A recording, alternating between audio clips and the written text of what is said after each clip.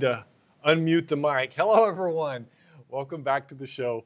It feels like it's been like 100 years since I've done a live stream. I've been traveling and going all around the country, and obviously you've seen the videos all around the country. I guess I just went up to Connecticut and back, but it feels like I went all around the country. Does sound like it'd be fun to go out on a trip like that and just go around the country and just do videos all the time and nothing else. But no, I went to a show and we did the everything off the what do you want to call it? Off the grid, and it was really kind of amazing. I'm really surprised that the systems perform so well. You get out of this heat that we've got going on here in Florida, and it just took over.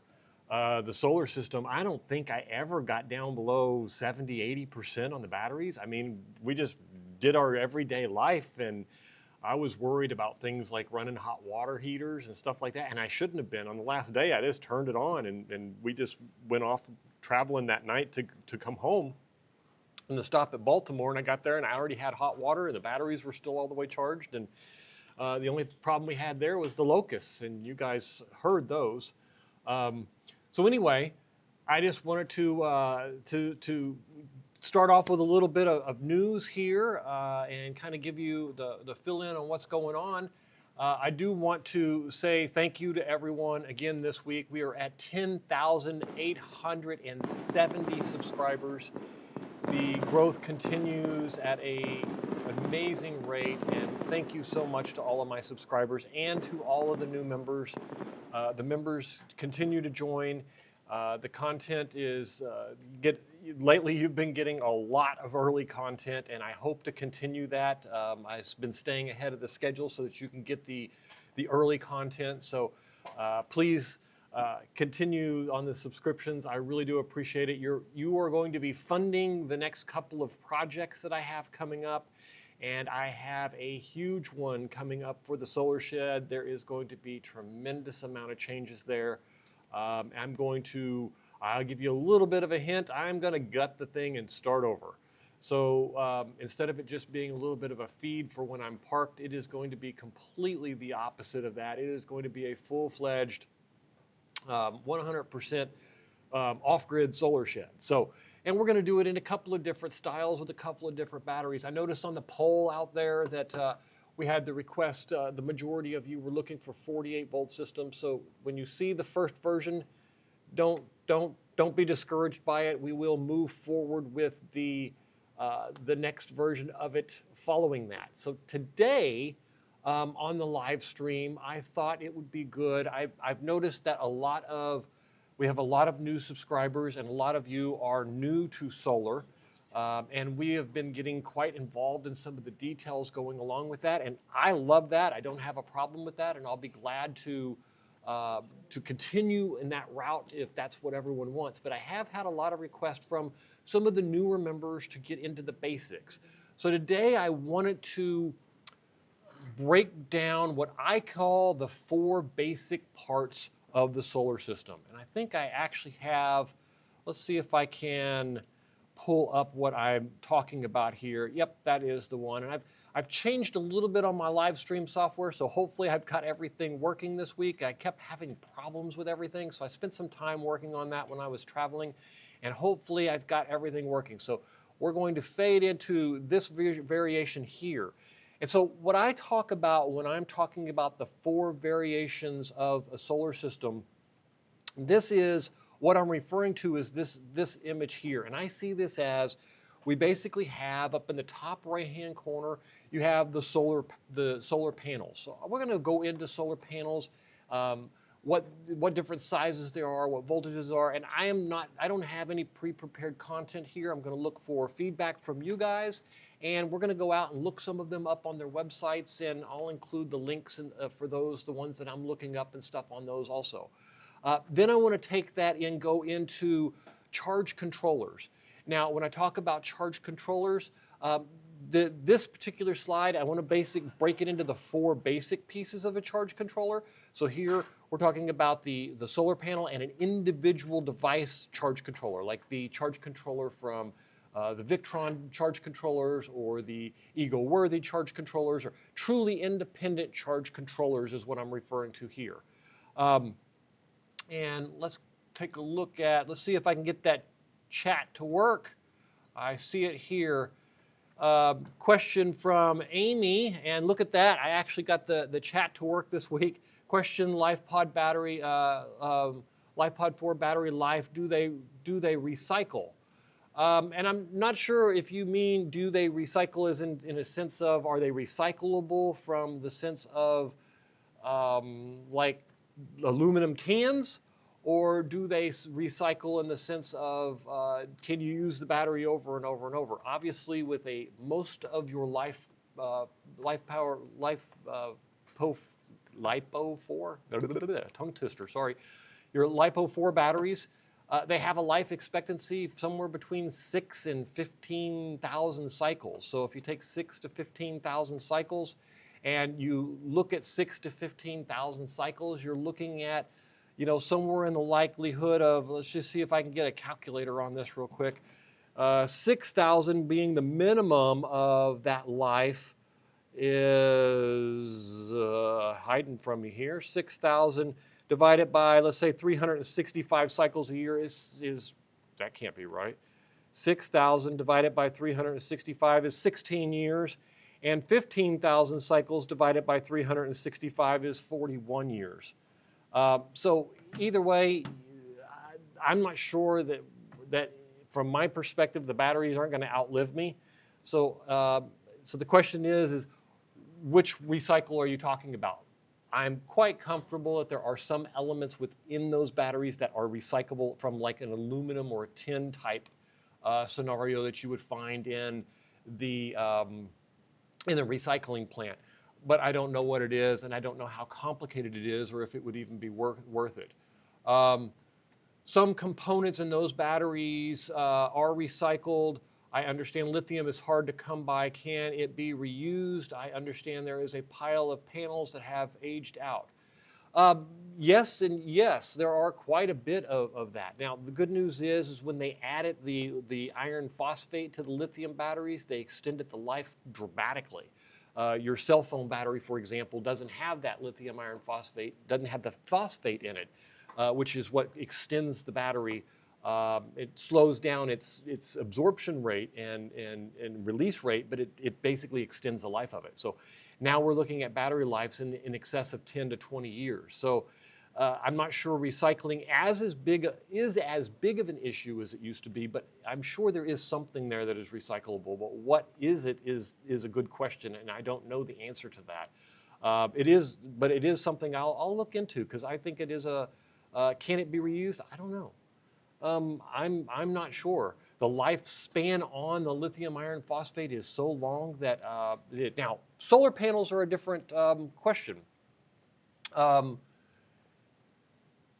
The solar panels, there are panels that are aging out. Now, there is a difference between aging out from a commercial perspective and aging out from a useful life expectancy. So let's talk about that just for a second, because this is where, if you've seen any of my videos on how I find used solar panels and get them for really cheap, a lot of it is what they call, what do you call them? Aged out panels. In other words, I am a company who builds a solar farm, and I have 10,000 solar panels in that farm. Now, 10,000 panels that get 250 watts as opposed to 10,000 panels that get 300 watts, I can easily increase my output by an excess of 35, 40% by replacing the panels. Now, if I can't get any more land, then the obvious solution for them with panel costs going down would be to replace the panels. So they age them out. Now, it's quite common for people to think that solar panels degrade very quickly. To be honest with you, most, if not all, solar panels degrade at less than 1% per year, and most of them are closer to 0.5% per year. Meaning that over 20 years, you're going to lose 10% to 20% of the productivity of the solar panel. Now, does that mean that you're going to flat lose 20%? No, it doesn't mean that. a lot of the times, a lot of the degradation that I have seen in the used panels that I've purchased are related to the connectors going bad. You replace the connectors, the diodes burn out, you replace the diodes, and things like that. So you're not looking at full degradation of 0.5% or 1%. A lot of people get broken panels or burned out cables or wires or things like that, and they blame it on the panel where the panel has nothing wrong with it. So that's something to think about there. Thanks for the question, Amy. Hopefully, did I get that? Yes, I did. Okay. All right. So back to the slide here. So I'm looking at these 4 basic components. And I'd like to go into each one of them into a little bit of detail. So you go from the charge controller, then we would move on to the battery.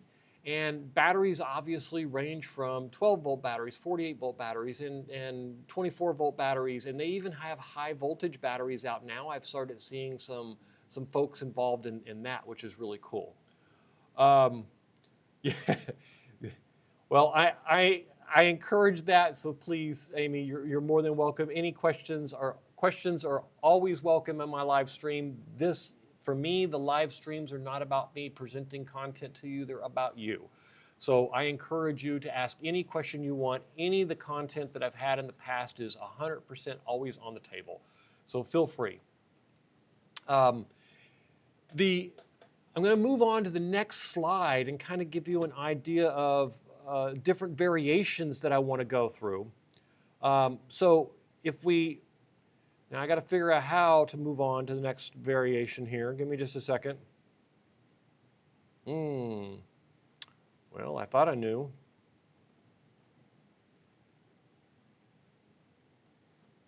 I have no idea. Let's see if I can do it this way. Wow, that's kind of crazy. I thought I could move on to the next slide fairly easy, but I can't.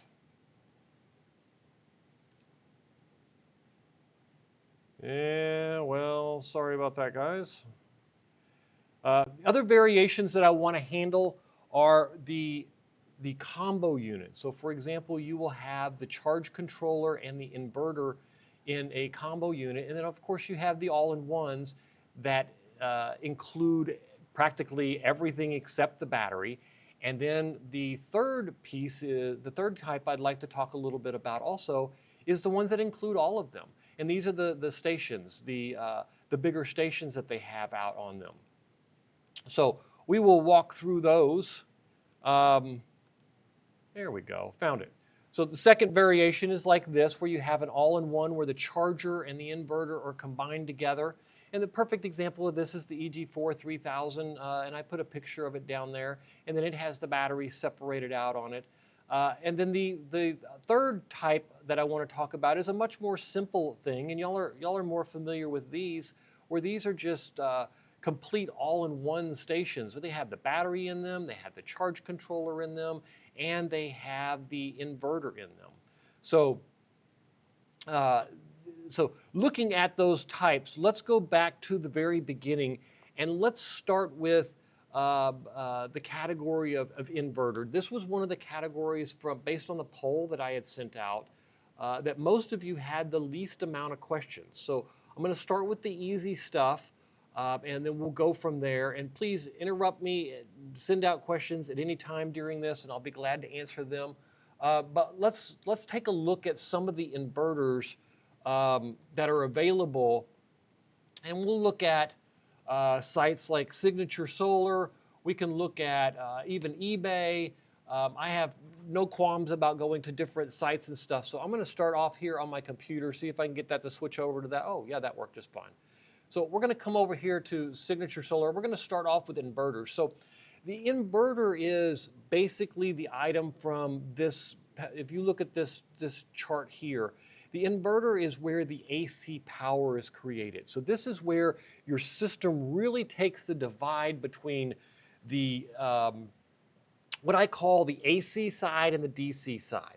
Now, the inverter is that box where that DC comes in, and you can see from this image here that everything to the left of that yellow box is from the DC power.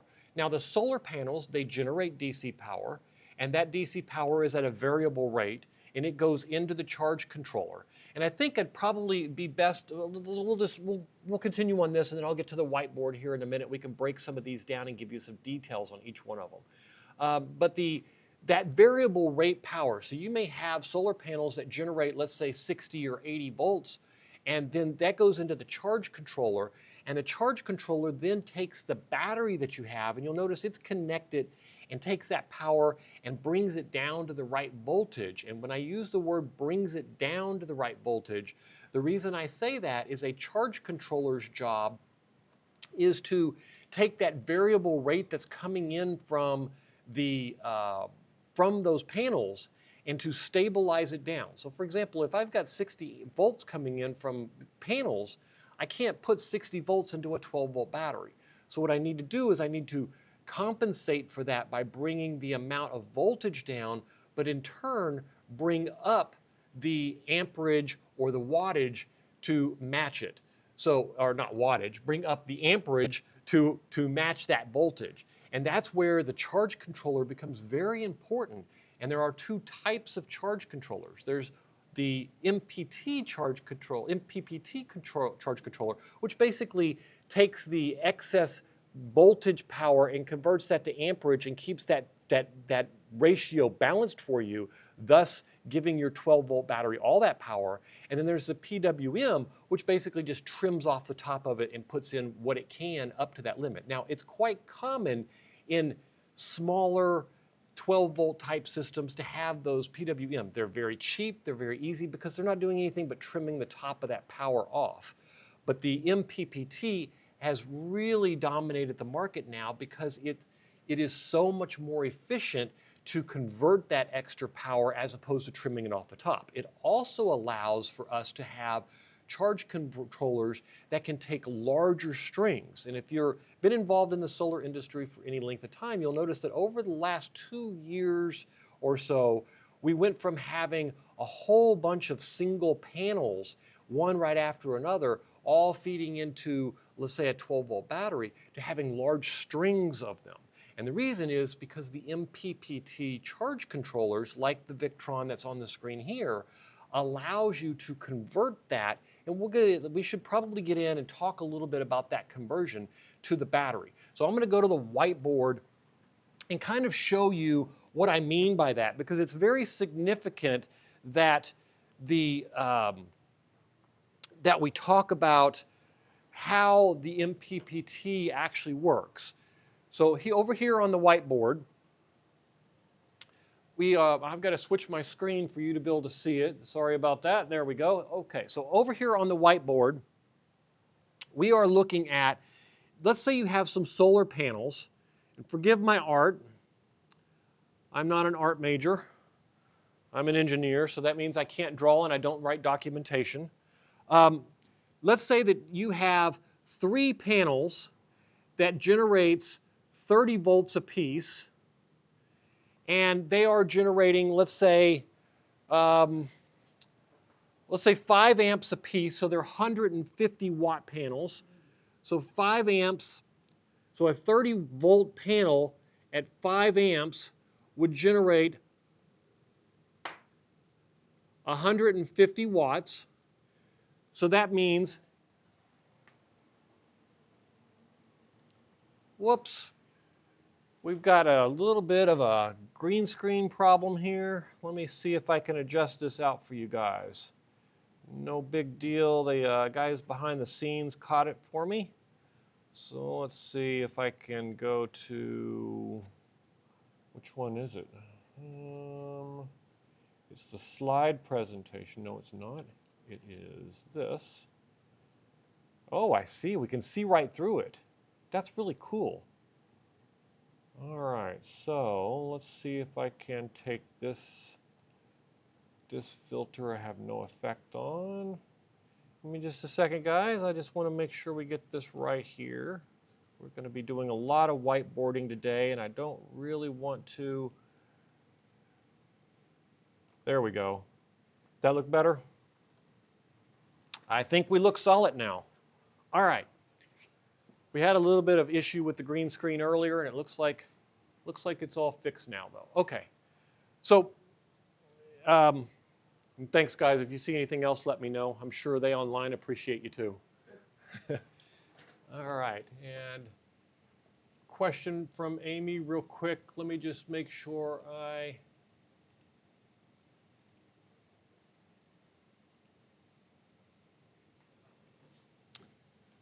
Wow. Okay. Question: Do you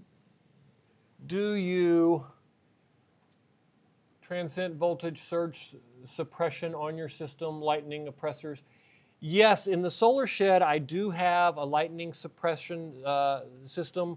I do not in my 6000 XP does not have one. I don't know if there is one built in, but it is a good question. But I do in the solar shed for sure because it attracts lightning and it is grounded on its own. It would probably is much more important to have one there. But I do not in the 6000 XP. And to be honest with you, I haven't looked into how much of that is needed in a mobile unit like that. So it would be interesting to do some homework on that. But I'll take a look and see if I can figure it out. So we'll take a look at that and get the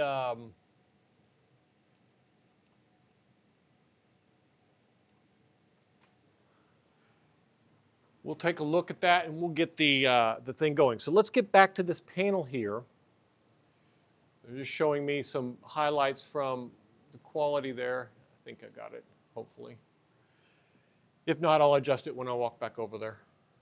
All right, so 3 panels at 30 volts with 5 amps apiece, and it's 150 watts per panel. So here's the important thing about panels, and let's just go through the panels a little bit and think. There's a few numbers on solar panels that are really important. So let's talk about the voltage, and they also list amperage, and you'll notice that the wattage comes from taking the volts times the amps equals watts. So if it says that it is 30 volts and it is 5 amps, 30 times 5 is 150 watts. And that is where on these solar panels, these are always going to be the 3 numbers and the 3 configurations that you're really interested in. Because now there's 2 different voltages. There's the open voltage and the operating voltage. And let me explain the difference between them for you because this part is really important to understand, especially if you're new to solar.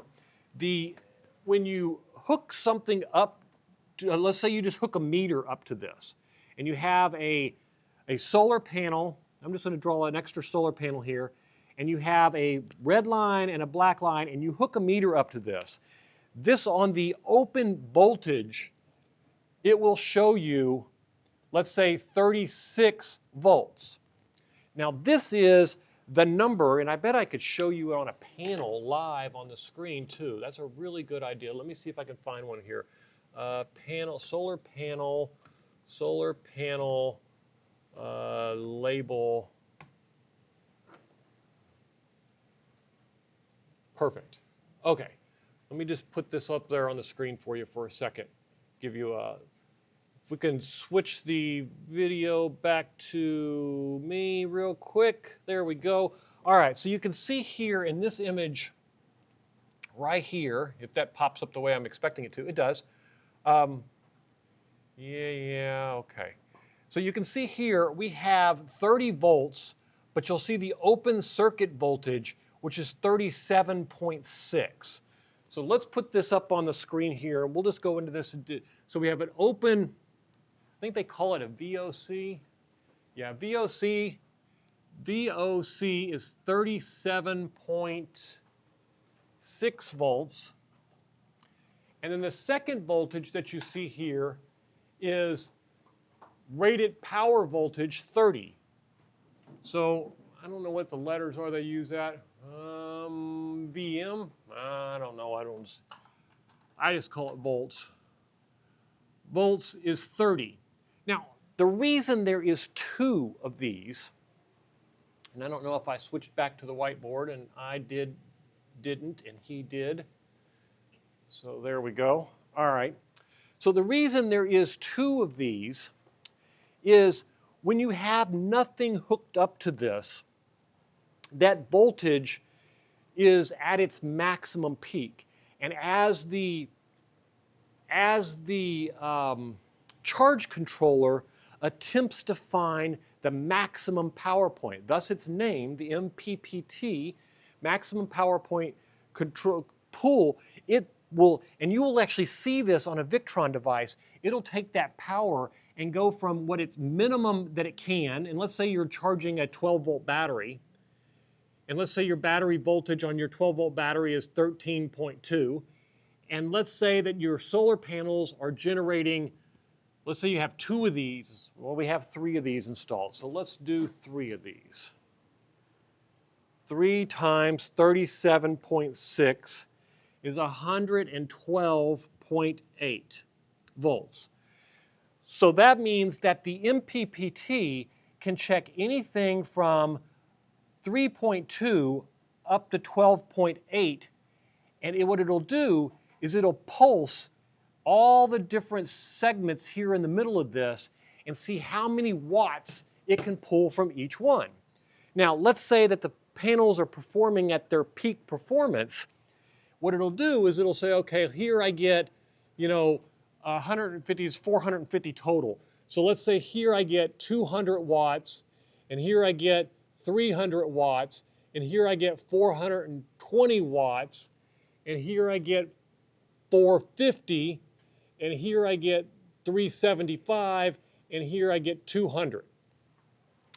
And what it'll do is it will adjust the voltage to pull just hard enough to get as much power out of it as it can between this voltage being the 37.6 and this voltage being the 30, and it will pull as much as it can to get that voltage the best it can for you. Now, if this window is small, then it has less to work with. And when it has less to work with, obviously, to find the best point for it to pull power isn't as optimal, or it might not be as optimal as it could be if it had a bigger window. So, and you've noticed this if you watch the solar shed videos that I did. At one point, I did 2 in series and 4 in parallel. Now, what this means is that I hooked up 2 solar panels in series 4 times, like this, and I ran the positives, combined them together in parallel for 4 parallel connections from the 2 series. So this is the 2 series, and this is the 4 parallel, and that's why they call it 2S4P. Now, you combine this, like we did over here, with the MPPT, with this voltage, you can see here why you will want to use this calculation here in a few minutes when we get to how big of an MPP do you need. This will be the number that you're going to want to use, although this will be most likely the number where it's going to get the most power out of the panels. But you can't use this because this is where it's going to be when it first comes on and the maximum amount that it can put out. So we've got to be very careful on this panel that we have here on the screen. We've got to be very careful that we are looking at it from a perspective of the maximum power that we can do. Now, I'll give you a word of warning for those of you who live in cold areas. Those of you who live in cold areas, you can also run into an issue where coldness makes panels work better. Now, this is a very big misconception in the solar industry, and especially with people that are new to solar, is that the panels don't work based on heat, they don't work based on ultraviolet light, they don't work based on anything but light itself. Solar meaning they're based on light, and the brighter the light, the more power you generate. So when you cool the panels down, just like your computer, if your computer is hot, it's slow and it's sluggish and it doesn't work quite as well. But when you cool that computer down, or when you cool those solar panels down, they work more efficiently, and therefore the voltage actually goes up, and it can cause you problems. Now there is, on this panel, you'll see down here, if I can see if it has it on here, all tech data, 25% TC. Okay, so, and I don't quite sure, tolerance 3%. Usually they have a rating to tell you how much. So it looks like this 25 degrees Celsius is where it's going to get its best performance. But usually there's something that tells you how to calculate the extra voltage. And it usually ends up being a small percentage of like 0.26% per degrees below, let's say, 0 or 32 degrees Fahrenheit or 0 Celsius, and for every degrees of below that, you have to add a certain amount to your voltage. Now, it doesn't sound like it can be significant, but when you have 200 volts of power and you need to add 10% because of it's cold outside and it's freezing outside, that 10% can make it 220 volts. Now, charge controllers are very picky about the voltage. There's a lot of things you can get away with solar panels and generating extra power and doing things like that. But voltage is not one that you want to take a chance on. Most converters or charge controllers or inverters or all-in-one units, if you overvolt them, they will burn out. So please take a word of warning on that one. You always want to leave a safe margin of error for solar panel calculations using the, as we discussed, the higher open circuit voltage depending upon your setup. Now, how do you calculate what that's going to be in the case of what we discussed up here? If we have 3 of these panels at 37.6, then what we'll want to do, and I'll walk you through this on the whiteboard again, we will take these 3 panels, and these are at 37.6 volts each. So we're going to take 37.6 volts times 3, 37.6 times 3, and we're going to say, okay, we have a maximum voltage of 112.8 volts. Now, operating voltage, we know, is going to be at 90 volts, meaning it's going to operate at this once it starts pulling power from them.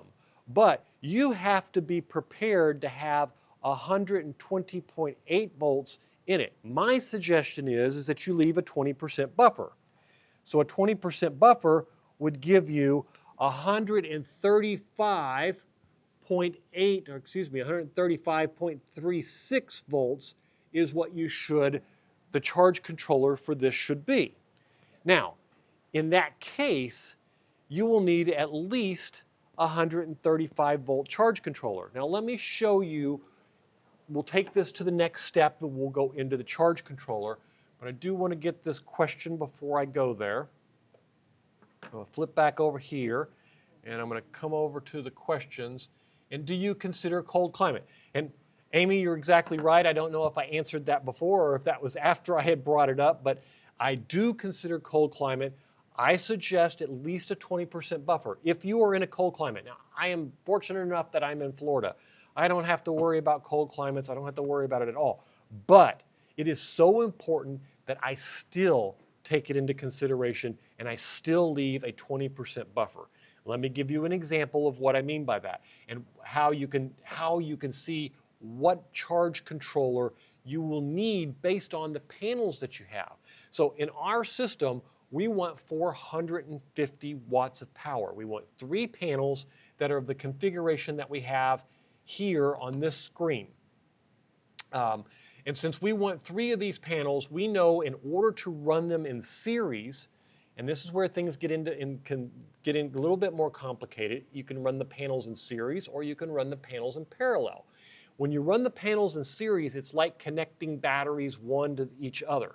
If you connect a 1-volt battery to a 1-volt battery, you end up with 2 volts. You connect 3 of them in series, you end up with 3 volts.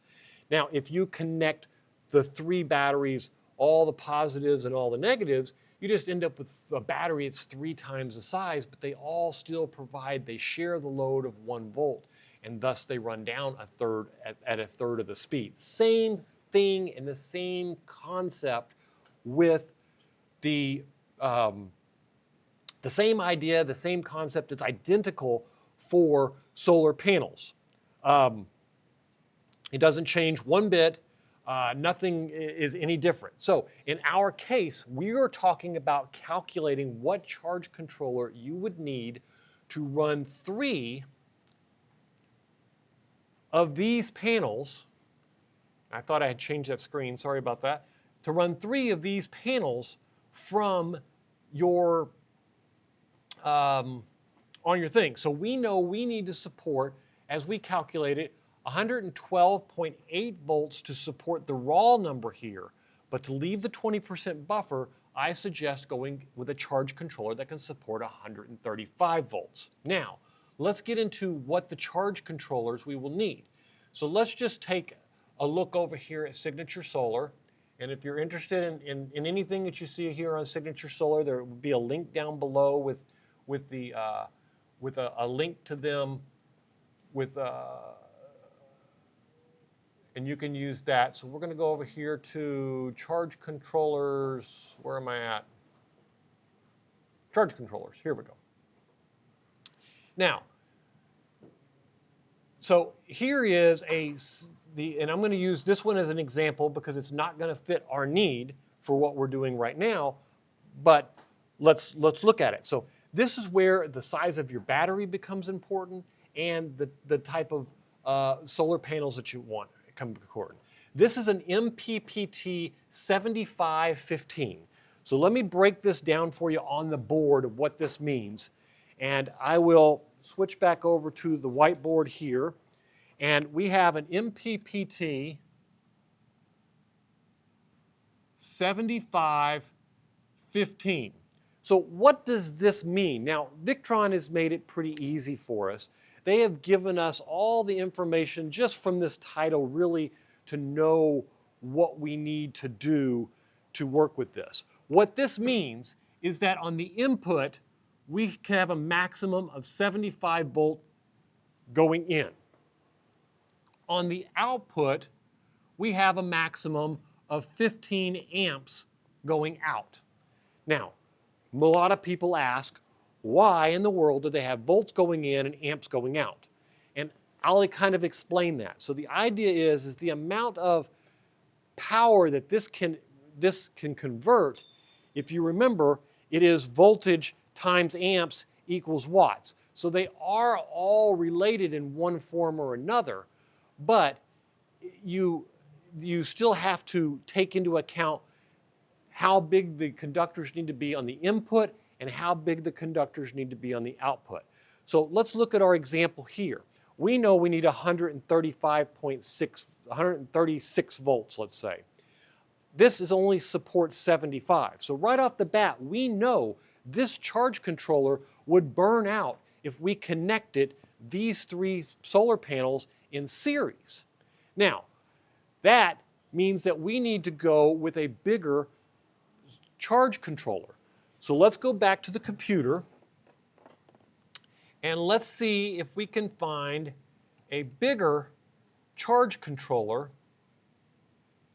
And there's a 250-100. So that would obviously work, but look at the price.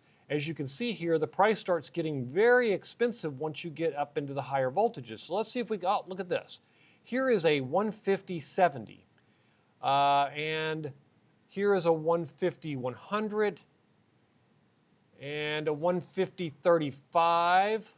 This right here is probably a much better choice, and I'll show you why I'm picking this one as some of the others, because we'll walk through that.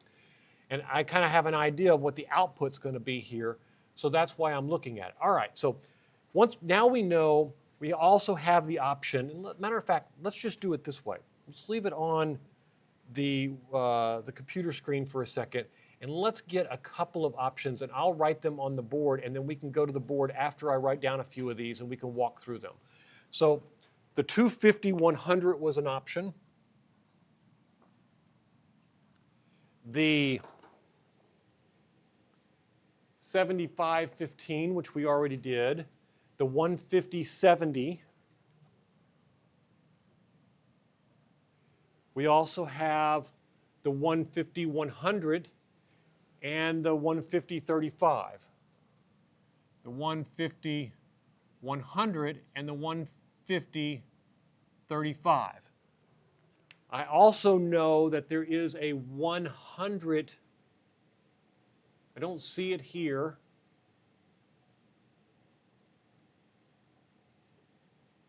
But I'll bet if I go over to Amazon, here I am still on the website. If I go over to Amazon and look for Victron charge controller,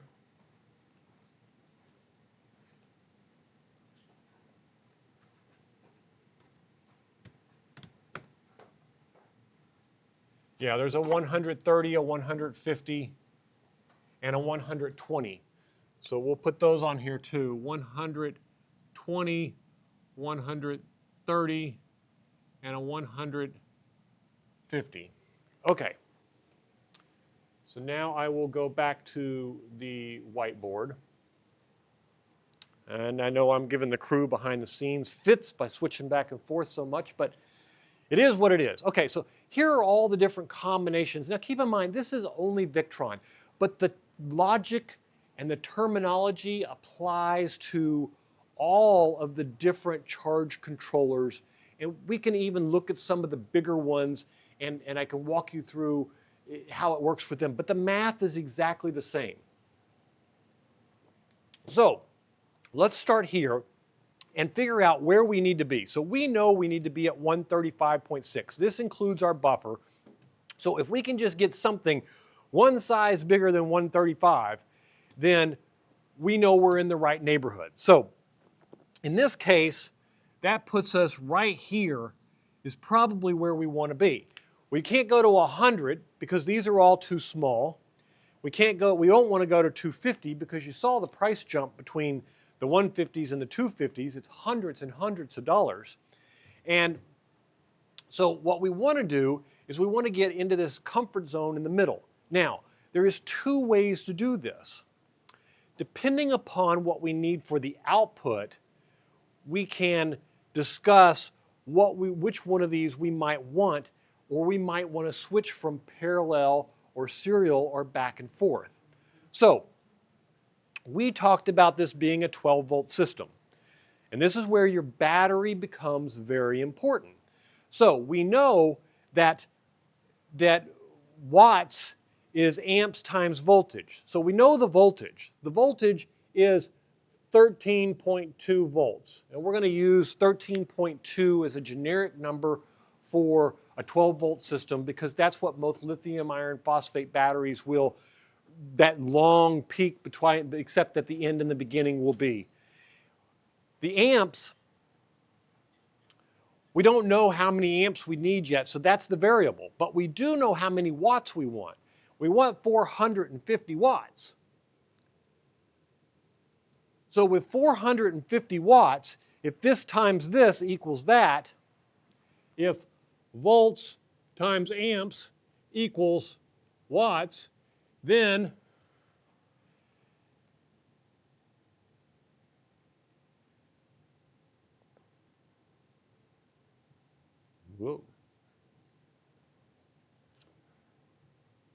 amps is equal to watts divided by volts. So we should be able to take the watts and divide it by 13.2. And if you see a mistake in my math, please forgive me. Just point it out. Yell at me at the chat, throw a rock at me or something, and I'll make sure I'm going to bring the chat up so I can watch it just in case, because I am by far not perfect, and I do make mistakes, and I don't mind you pointing them out to me.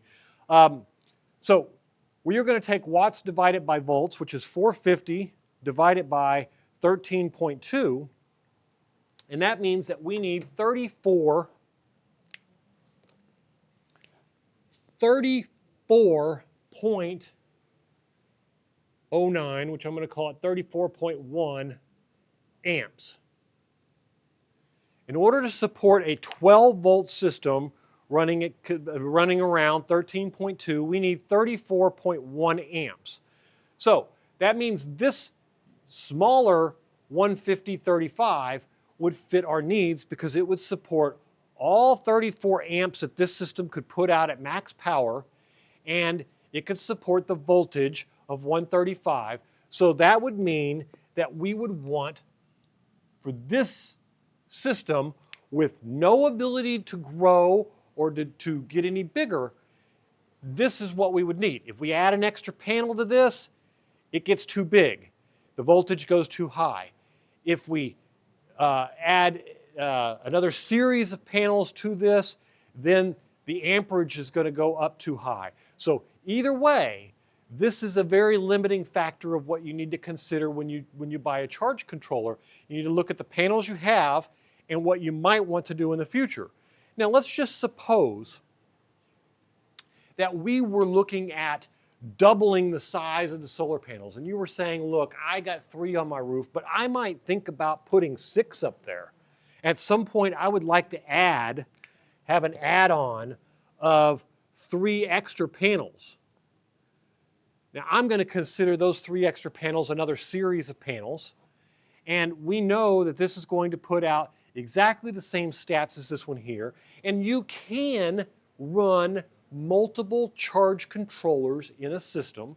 So you could just buy another one of these and put it on there, and if I remember correctly, which I don't remember, 150 slash, I'm just going to look up the price here real quickly, 150/35, that was the one, yeah. So the charge controller 130/35 is, we're going to keep working here on the whiteboard, is $182. So it's a very reasonable price charge controller at $182.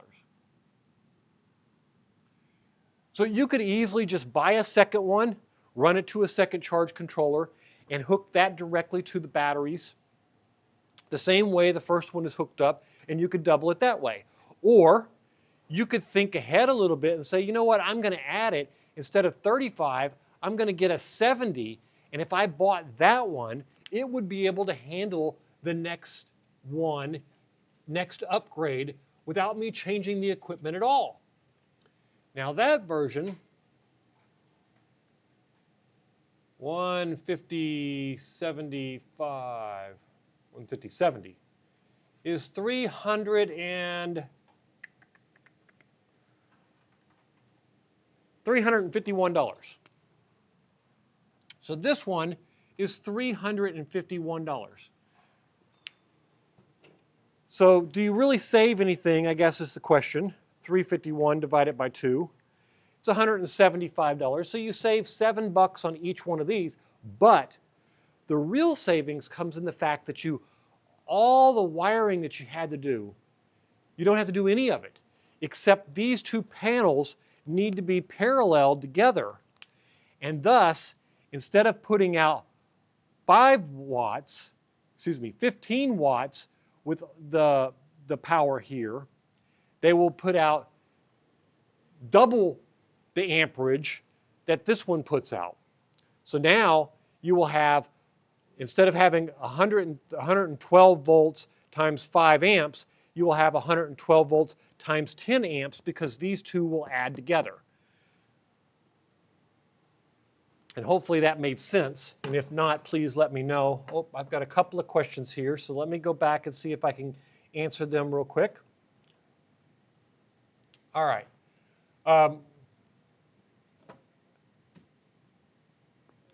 Hello, Saraz Entertainment. Says, hi, Matt. I've been busy and I have, I'm going to see if, oh, I already switched back. Good. Hi, Matt. I've been busy and I have emailed you with a question about 3 weeks to a month ago. Not sure, would appreciate a reply if possible. Don't want to ask the same question don't want to ask the same question on your show.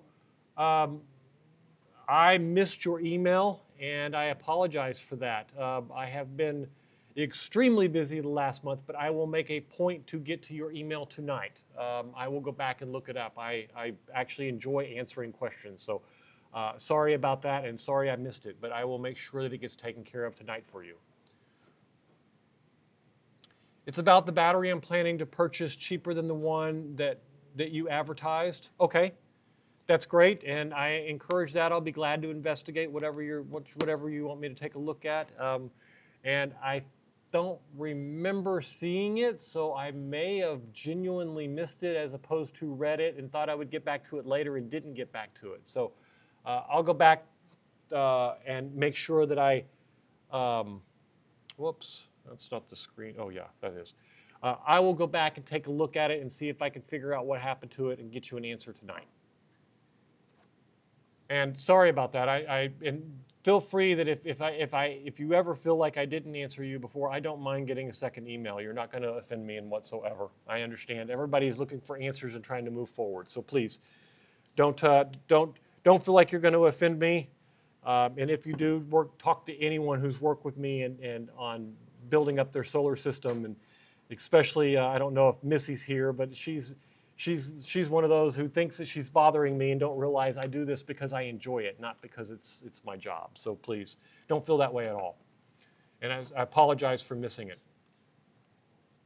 All right. So back to the diagram on the whiteboard. So if you bought the one now at $350, yes, you would have an additional $180 investment here. But when you got to the point where you wanted to add those second panels, and this is assuming that you know you want to put in a second set of panels later. If you're happy with this or would rather install a second one of these later, and some people like to have a different charge controller for every set of panels, and if that's you, then feel free to do that. You don't have to plan it this way, but you need to understand when you're planning what that means and how to plan it specifically. So I'm going to switch back to the PowerPoint here, or PowerPoint, I guess it's the pictures. And before I do, I am going to bounce over here and answer Amy's question. I'm kind of excited this week. I got the questions working for once. I'm going to say that and then jinx it. So I'm not going to say that I got the questions working. But it is nice that they're working. Question beginner here. I understand the charge controllers need size to the panel. Do batteries and storage of energy need to be sized to the controller and thus to the panel size? Yes, they do, and actually that is the next step in the formula here and where I was headed with that slide.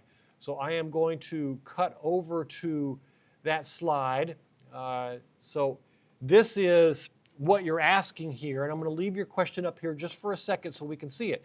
So you'll notice on this diagram that the solar panels connect to the charge controller, and the charge controller connects with that, takes the voltage from the panels and spits out the amperage to the battery. So now let's talk about batteries. I've got a picture of a 48-volt battery here. Ignore that. Pretend it is a 12-volt battery, because this rule applies to amperage, and the amperage is based on the volts, so it applies no matter what size battery you have. It's just how much extra power is in that amperage that matters. So for a 12 volt 1 amp, you have 12 volt, you have 12 watts, or 13.2 watts in this case. In a 48 volt battery, you will have 52.3 or 53.2 volts, and that will be 53 watts. So you may have more power, but the amperage is an amperage. An amp is an amp is an amp and an amp, regardless if you have 12 volts or 50 volts. So let's talk about, do you need to size it? So let's say that in this case, you have the 35 volt, excuse me, the 150-35 that we talked about. Now in the 150-35 that we talked about, it is going to be providing 35 amps of power. Now what I'm going to do is I'm going to take you over here to the computer screen, and we're going to go look up a battery specs. Let's just see if I can find a EG4 Life Power 12 volt 100 amp hour battery. Let's just say, for example. And let's see if I can get the manual. They're usually pretty good at having the manuals out here, and they do. They have the manual. Good. All right, so this is a 12 volt 100 amp hour battery. So we're going to go down here, and you'll notice on all of the specs, and you can see that, right? Yes, you can. On all of the specs here, the recommended charge current on this one is 30 amps. Now, that means that it's not the maximum. They usually will have a maximum and a recommended. Now, you'll notice right there below it, it also has the discharge current. But if we go down a little bit further, there's overcharge current over 100 amps for 10 seconds. And so it lists the extremes. I suggest you ignore all of that and go back up to this original recommended charge current. You don't want your solar system on a regular basis going over this recommended. So a 30 amp charge on a 100 amp hour battery would mean that for 3 hours and 20 minutes, this battery would be fully charged if it was running at 30 amps solid. If you want to charge at 70 amps, then you would need to have 2 of these batteries running in parallel. And that would allow you to charge at a recommended charge of maximum of 60 amps. And if you had 3 of these batteries, then you could charge at 90 amps. And I'll draw this on the board for you because this parallel and series concept, you're going to start feeling that it's themed here, and it is. I need to switch to this screen. There we go.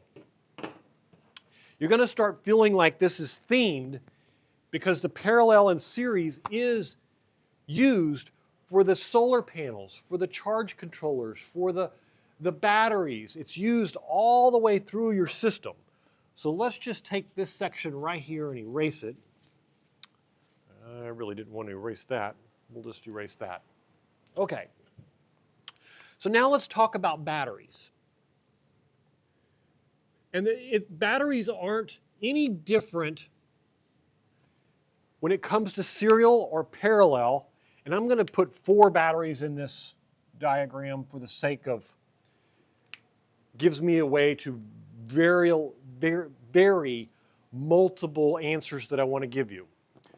And so each one of these has a positive post and a negative post. And each one of these is 12.8 volts.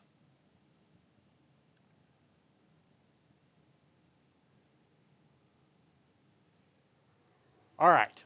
Now, we're going to change this to just 12 volts to make all the math easy. And that way it works in my head without a calculator. And I can just go through it. We're going to call them all 12 volts. Now, keep in mind that a lithium iron phosphate battery is probably closer to 13.2. Lead acid batteries will have different ranges. All the different batteries will have different ranges. The one that we just looked up says nominal voltage of 12.8, but it says Charging voltage is between 10 and 14.4, and I'm not sure what the actual operating voltage is, but I'm sure it's closer to 13.2. So if we use these batteries in parallel, and they're 100 amp hours apiece, then we would connect these all to a bus bar like this, and then connect that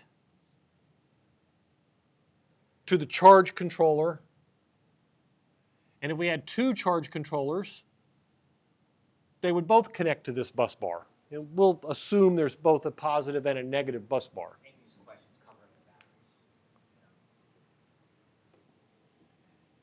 I'm going to take your question off the screen, Amy, but I am still answering it. So there we go.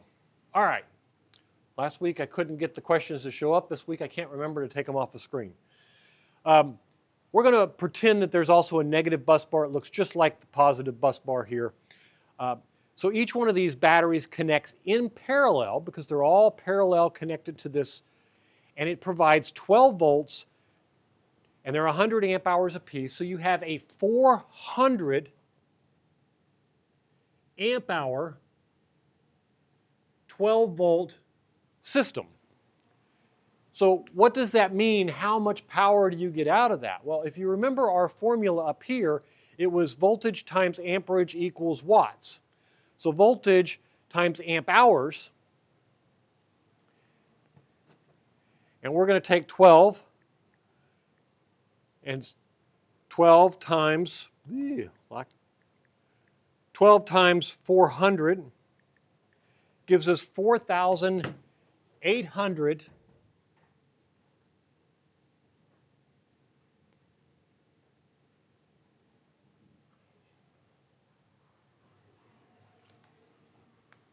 watt hours.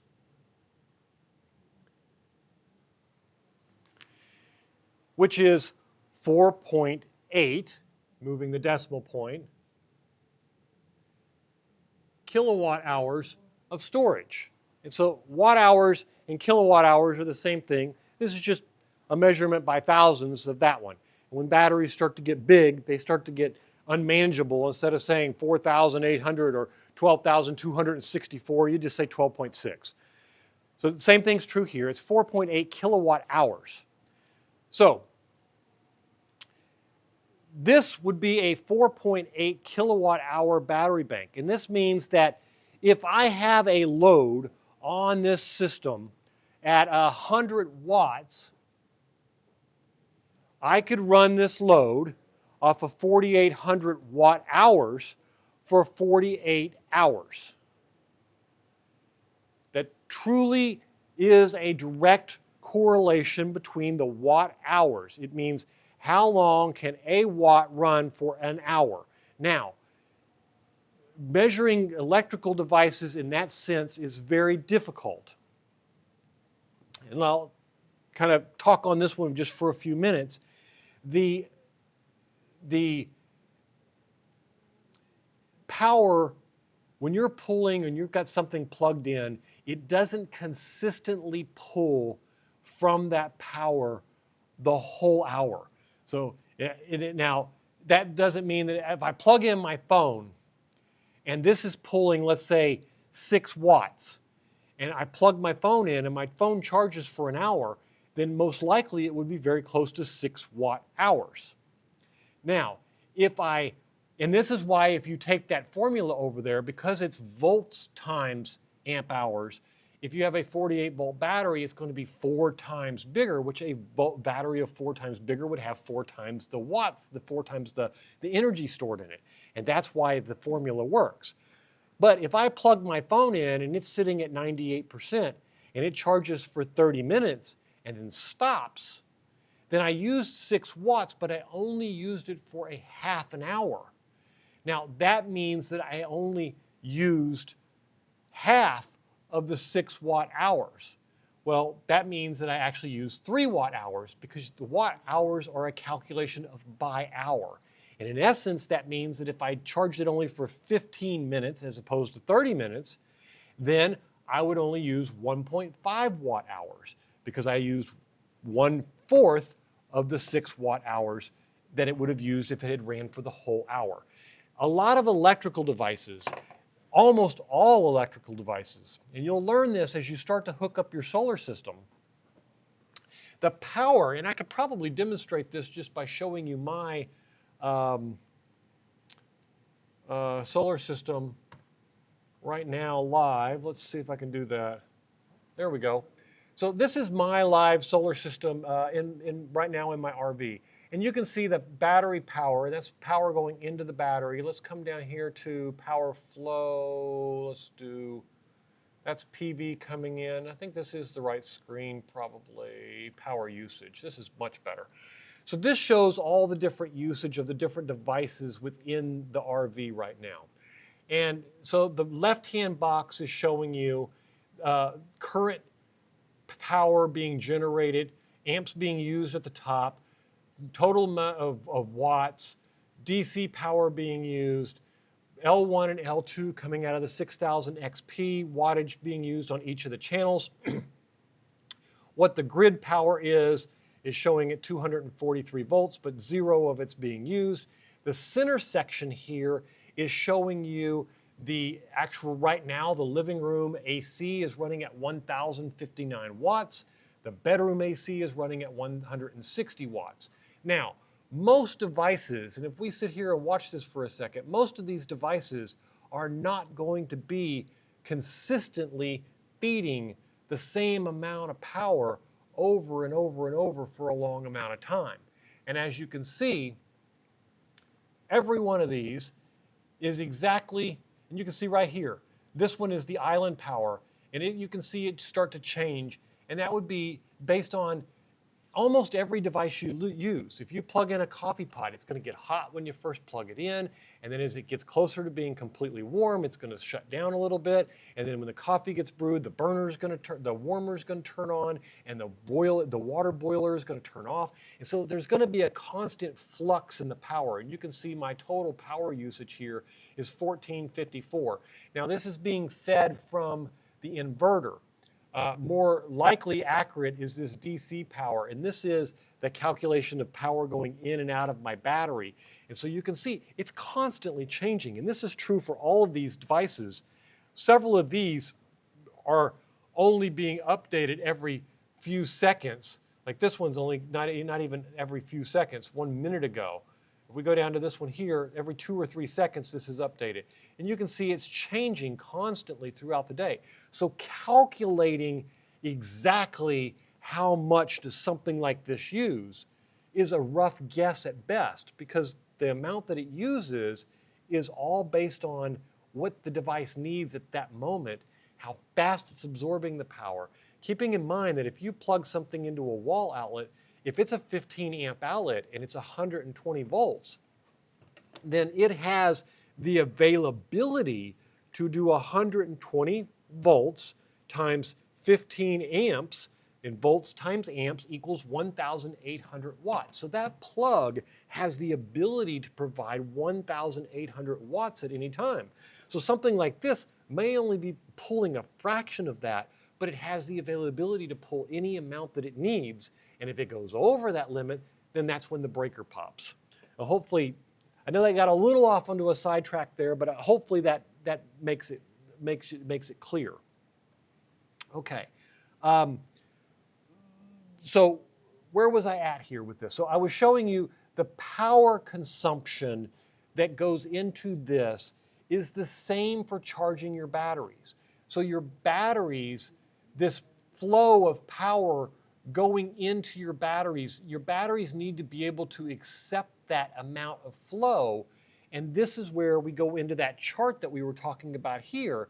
And you see that those charge controllers can only provide so much. So on the diagram that on my system here, you can see I have, let's see if I can blow this up and make it a little bit bigger for you. I have 4 batteries here, 3 100 amp hour batteries and another 304 amp hours. So I have the capacity of 600 amp hours and a charge availability of 30 times 6. So 30 times 6 is, what, 180 amps, I think, unless my brain is dead. 180 amps. So I have the ability to charge at 180 amps. I never do. Matter of fact, this right here is the highest I will ever let my system. I think I've got it set to a maximum of 100 amps to charge at any one time. Not because it couldn't handle it, just because there's no reason to rush it and go that fast. It's sized to do a 280 amps, but I would never do it that fast. But you can see here that yes, as this is pumping this voltage into this battery, this needs to fall in line with the other aspects of your system from this diagram and make sure that you understand what that battery is. Now, that said, the fourth element that we're going to walk into now is going to be the inverter. The inverter takes all of this power that we've taken from a solar panel, we've put it into the charge controller. From the charge controller, we put it into, from the charge controller, well, there it is. Crazy. From the charge controller, it goes into the, what have I done? There it is. From the charge controller, it goes into the battery, and then from the battery, it goes into the inverter. So this is where we need to determine what kind of inverter, and this is where a lot of people start. They determine how much power do you need. Do you have a 30 amp RV that you want to provide power to? Do you have a 50 amp RV that you want to provide power to? Do you have a 200 amp home feed from the grid that you want to replace and use? Do you want to run an emergency loads panel in your house and only have those, when the power goes out, only have those emergency loads go on? So first, you really need to understand how much power you want to get from that AC output section on that chart right there. How much do you want to get from that? And that's what's going to tell you how big the stuff work that you got here going backwards is. And this is why it's important that you'll hear a lot of people say you should draw the whole system out and understand it from the get-go, because it's important to get all these pieces right. And as you can imagine, if you get a charge controller that's too small, then you can't put enough power into your system. And if you get one that's too big, then you spend a whole bunch of money on something that you don't need. It's the same thing's true with the batteries. If you don't have enough storage and you run your inverter for 10 minutes after the sun goes down and your batteries are dead, it doesn't do you any good for the rest of the night to have no battery system. So the next piece of this puzzle is going to be that inverter. So let's look at what system do we need. We've got the charge controller. We determined that we need the 150/35 charge controller for our system on the board. And we've determined that we are going to have 4 12-volt batteries, and that's going to give us 100 amp hour or 400 amp hours, and that's good. So now let's look at what kind of inverter can we run with that. Now, I am thinking that if we looked at, and I am working with right now one that proves to be an interesting calculation for this here, the eco-worthy 3,000 watt inverter charger. I think this is it. Yes, this is it. Okay. Let me switch that screen for you. So this will make for an interesting, let me just get you a link, a copy of this. If you wanted to look it up on your own, you can. There you go. This makes for an interesting thing. This has a charger built in. Question, let me see what we got here for the question. Is question on the example of 3 to 6 panels now? Sure, absolutely. Questions anytime. This is more about your questions than it is about my examples.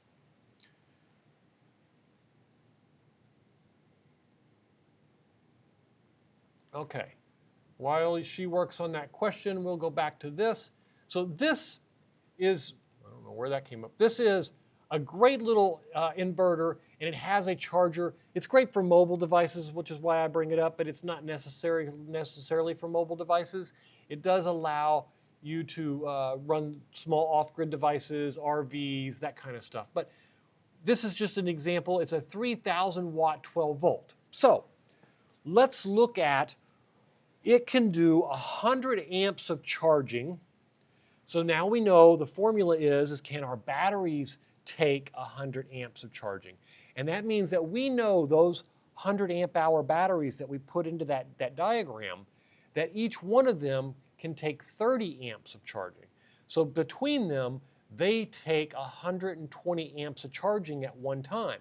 But we would need to tune this down to, and you'll notice here it lists the minimum that it can do also. Now, fortunately, if you only had one battery, the minimum is 25 amps of charging. And that means if you only had one battery, you could still use this unit because it could only charge at that rate. Now, we're going to be charging by solar, so that's not too important, but it is important from the extent to understand you need to look at the totality of your system and look at all the pieces to make sure they all fit. Okay, so this is a 120 volt, 3,000 output. Now, let's calculate how many amps 3,000 watts of output is. So if we go back to the formulas that we had before, we know that watts divided by volts will give us the amps. So we're going to take this 3,000 watts and we're going to divide this by our 12 volt system, and it is 250 amps. Now, 250 amps with 4 batteries. Each battery on the chart that we listed before, which I think I still have that here. Here it is.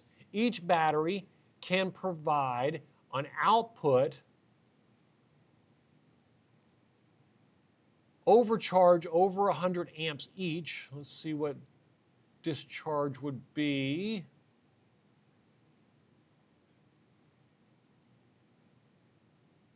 Yeah. So basically anything over 100, so up to 100 amps. So since we have 4 batteries at 100 amps apiece, we can supply up to 400 amps comfortably, and that would fit the inverter and would be able to provide enough battery.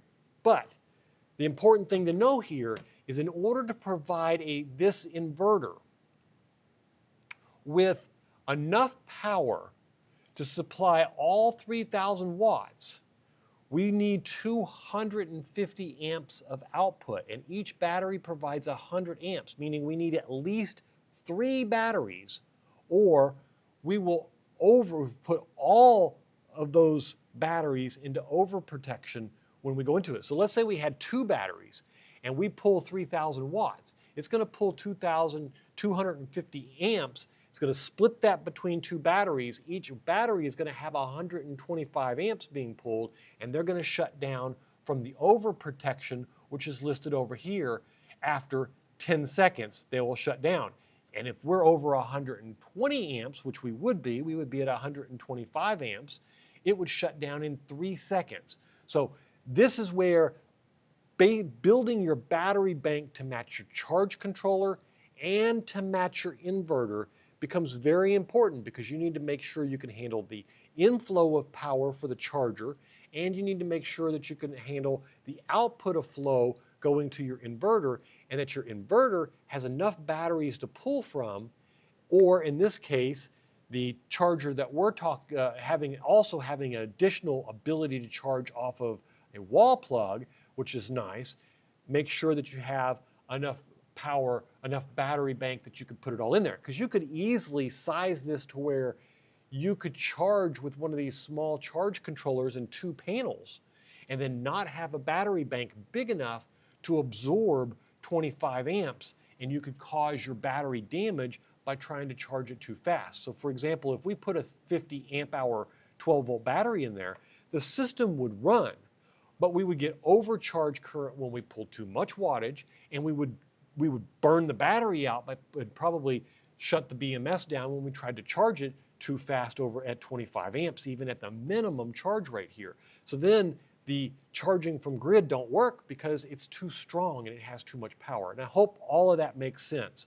But that is a lot to take in from what we've got going on here.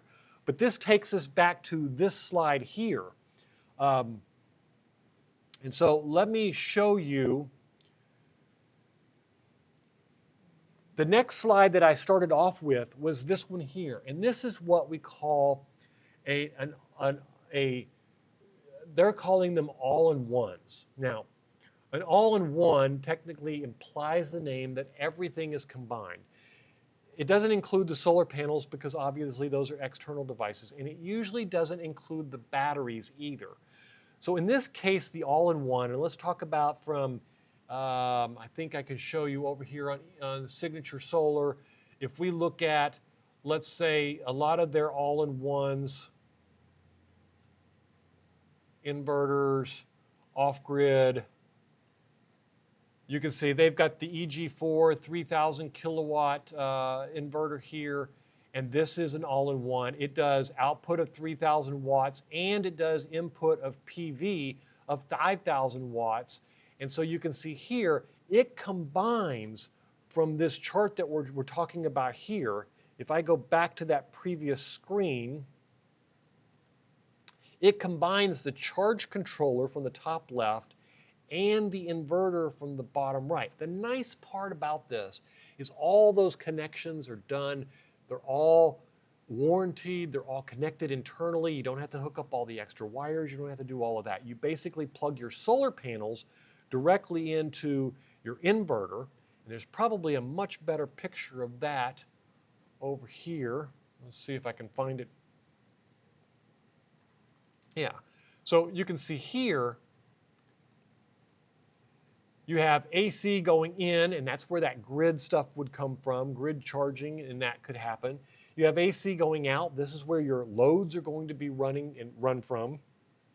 But you've also got a PV in, and this part of it connects to the charge controller and can handle the different batteries. Now, you have to be careful with some of these larger all-in-ones. And what I mean by larger is the 48 volt ones. They have minimum voltage. Now we're sitting at 135 volts of operating. So let's look up what does that mean to this inverter, because this is a significant thing. You can see here, battery voltage is 48 volts. It does a maximum charging of 80 amps, which we know that would work with both of the strings that we were talking about. Now keeping in mind, because this system is 48 volts and not 12 volts, all of your amps are 1/4 the size they used to be. So and I'm going to go back over to the whiteboard real quick on this one, because this is an important thing to note. There's a lot of people that ask the question of, should I have a 12 volt system, a 24 volt system, or a 48 volt system? And the answer is yes. And what I mean by that is, yes, you should based on what you need, but you shouldn't make it more complicated than it needs to. The industry is going to 48 volts because the need to supply power to homes and to larger devices exists. So for example, we're talking about the providing 3000 watts, and we're looking at 150 amps and all of that in the system that we're having here. But suppose we were talking about providing 6,000 watts, and we were going to be doing a 6,000 XP in the RV like I've done for my RV. Well, now those amps that we need to provide into that inverter are dramatically larger. 6,000 watts divided by 12 volts means that our battery cables would need to support 500 amps. Well, there's no way you can safely, without running tons of parallel type connections, support 500 amps. But if you change from a 12 volt system to let's say, a 24-volt system, then instead of this being divided by 12, it's divided by 24, and this drops to 250 amps.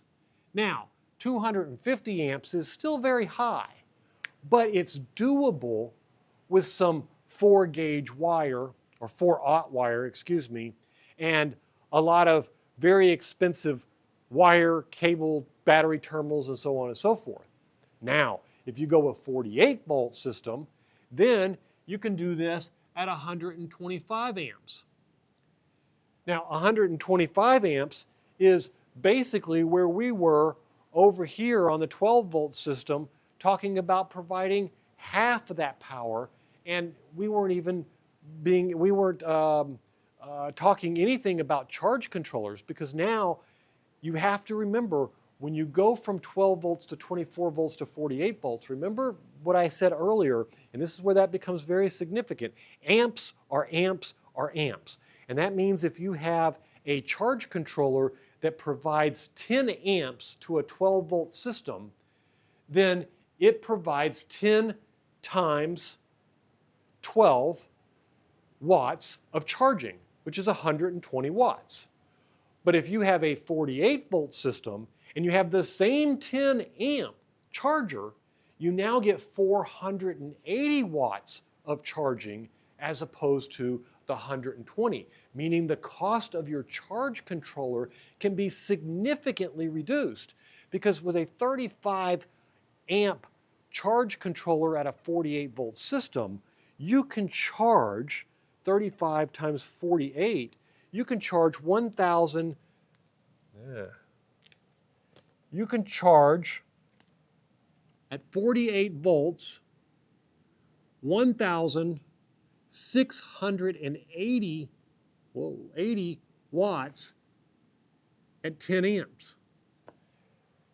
But on that 12 volt system, whoops, that's not 10 amps, that's 35 amps.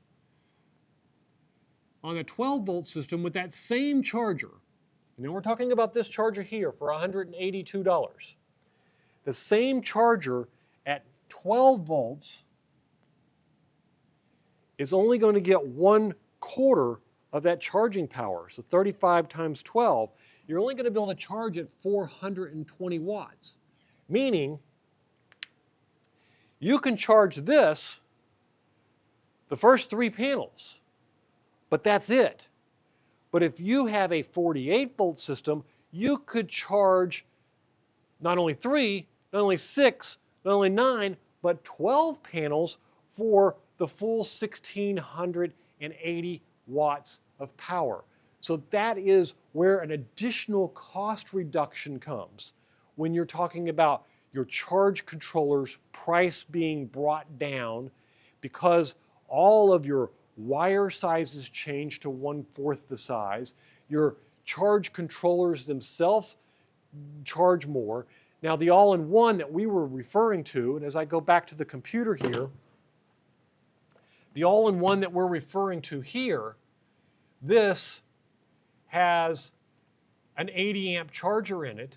So it's going to be 80 times 48, 80 times 48, which is 3,840 watts of charging power. Now, you can also see here the operating voltage is 500 volts, meaning those panels that we hooked up 3 in series over there, the 3 in series was running at 112.8 volts. That means that we could put more panels in the same series. And let's say we put 6 panels in there, and it would be running at 224 volts. Or we could put 3 panels, actually, you could put all 12 panels, and instead of running at 112 volts, you're going to be running at 112.8 times 4, you're going to be running at 451 watts, which is still less than the maximum input of this charge controller. And now the amount of wires and the paralleling of your system and bringing those down from the roof of your house or your RV, or putting them through a combiner box, or fusing them, all of that goes away because now they're all run in series in one connection. The loss of the power is reduced. The wires that you need to transmit them on is smaller. And this carries through on your 48-volt systems and your 12-volt systems all the way through. And this is the big significant difference between 12-volt and 48-volt. So when someone asks me, do I need a 12-volt or do I need a 48-volt system, my answer is always yes. But that depends on what you're using it for.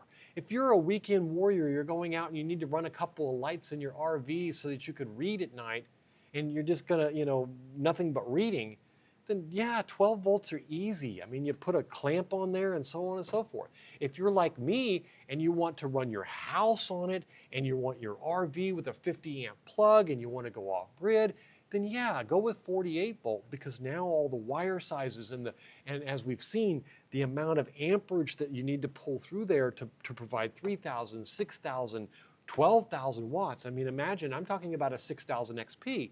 Imagine if you were hooking up a 12,000 XP. A 12,000 XP would double that and bring that to 250 amps, where we said at 24 volts, 250 amps was doable, but you were starting to get up there.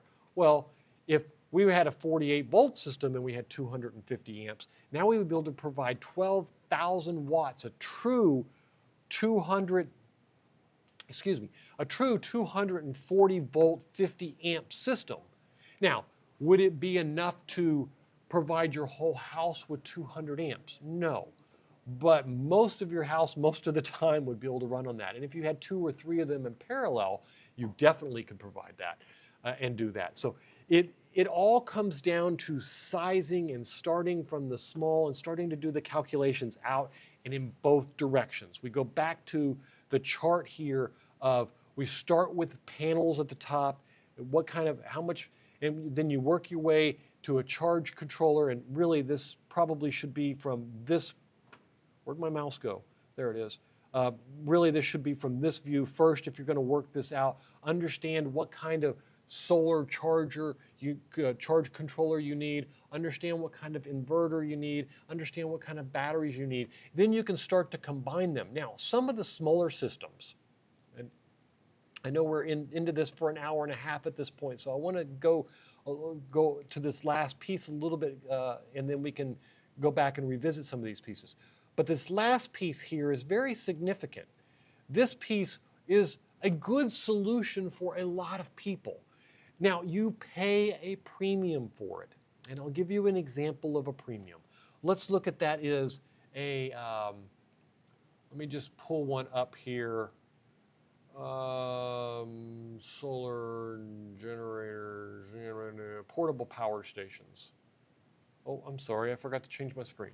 Here we go, portable power station. So here you've got a 1,200 watt, 3,800 Anchorage portable power station. Here you got a 2,400 watt. Okay, so here's a 2,400 watt one. Let's see what we got. Let's go 1,800 watt. So this is practically a 2,000, 3.8 amp hours. I'm looking for a reasonably priced one here, and this one is too small to give us any. Okay, so we're just going to take this one. That one's too big. 2,400 watts. So this is the equivalent of one wall plug here. So this is a good station. It has everything in those 3 blocks that we talked about here. And if I go back to this slide here, everything that we talk about in this slide is all combined with the exception of the solar panels. And you see it has a little bitty solar panel, portable solar panel that you could connect to it. But knowing what you know now about how quickly that solar panel would charge, you could go and do the calculations. You'll notice over here on the right-hand side, it talks about 100 watts of solar panels, 200 watts of solar panels, and so on and so forth of folding solar panels. So that allows you to determine how quickly you can charge it and how many watt hours it would be. So this is 2,048 watt hours, meaning at the 200 watts that they've got listed, you're going to need 10 hours to charge that completely if it was empty. Now, I don't know where you live, but there is not 10 hours in a day where you're going to get 100% out of those solar panels. So as much as I would like to say 200 is reasonable, you really, in order to cut that in half, you need to go with a 400 amps, and then the price also starts to be impacted by it. And that's where you've got to start looking at, let's see what it is, it's 12, 21, 24, so a few hundred extra dollars here. But this is where all of these kind of, they start to mesh together. But the important part of this is this system is combining all three of those elements, the charger, the battery, and the inverter together. They're connecting them all together for you, and they're providing you with just the raw wall plugs, the raw wall plug that you need to plug in. In this case, there's a 30 amp 110, which would be perfect for an RV. And for some people, that is ideal for their RV. If you're using a small 30 amp RV and you're just using the reading lights and you want to plug it in, then something like this is perfect. Now, can you save a lot of money by building an actual system? Absolutely. The solar shed that I'm working on, and when the video that you'll get in here within the next week, will blow this completely out of the water with battery sizes, with inverter sizes, with options and stuff like that. And the price will be under $1,000. So, but it's going to be a tremendous amount more than you've got here with this one. Does that mean that it's a better solution? No. This goes back to what meet your needs. What do you need it to do? And then find, this is, unfortunately, the world of solar is a custom problem, and we're all looking for an off-the-shelf solution. The grid works it off the shelf because it provides all the power you need, and you use what you want. Solar doesn't work that way. You need to know how much you need in order to prepare to have it available. For some of us who work in a commercial industry, you'll notice on your electric bill you have an availability charge. And that's where they basically go out and say, look, commercial industry has so much of a power demand that they need to prepare for how much you're going to want to use. If you've got some big industrial equipment and stuff, they need to know that that's going to be in demand every day and that they need to have it available. If you were building a solar system, you would have that same problem. Now, for a house, they know that if they put 100 homes together, on average, they use this and blah, blah, blah. Yeah, you may use more this day and less that day, but it all averages out.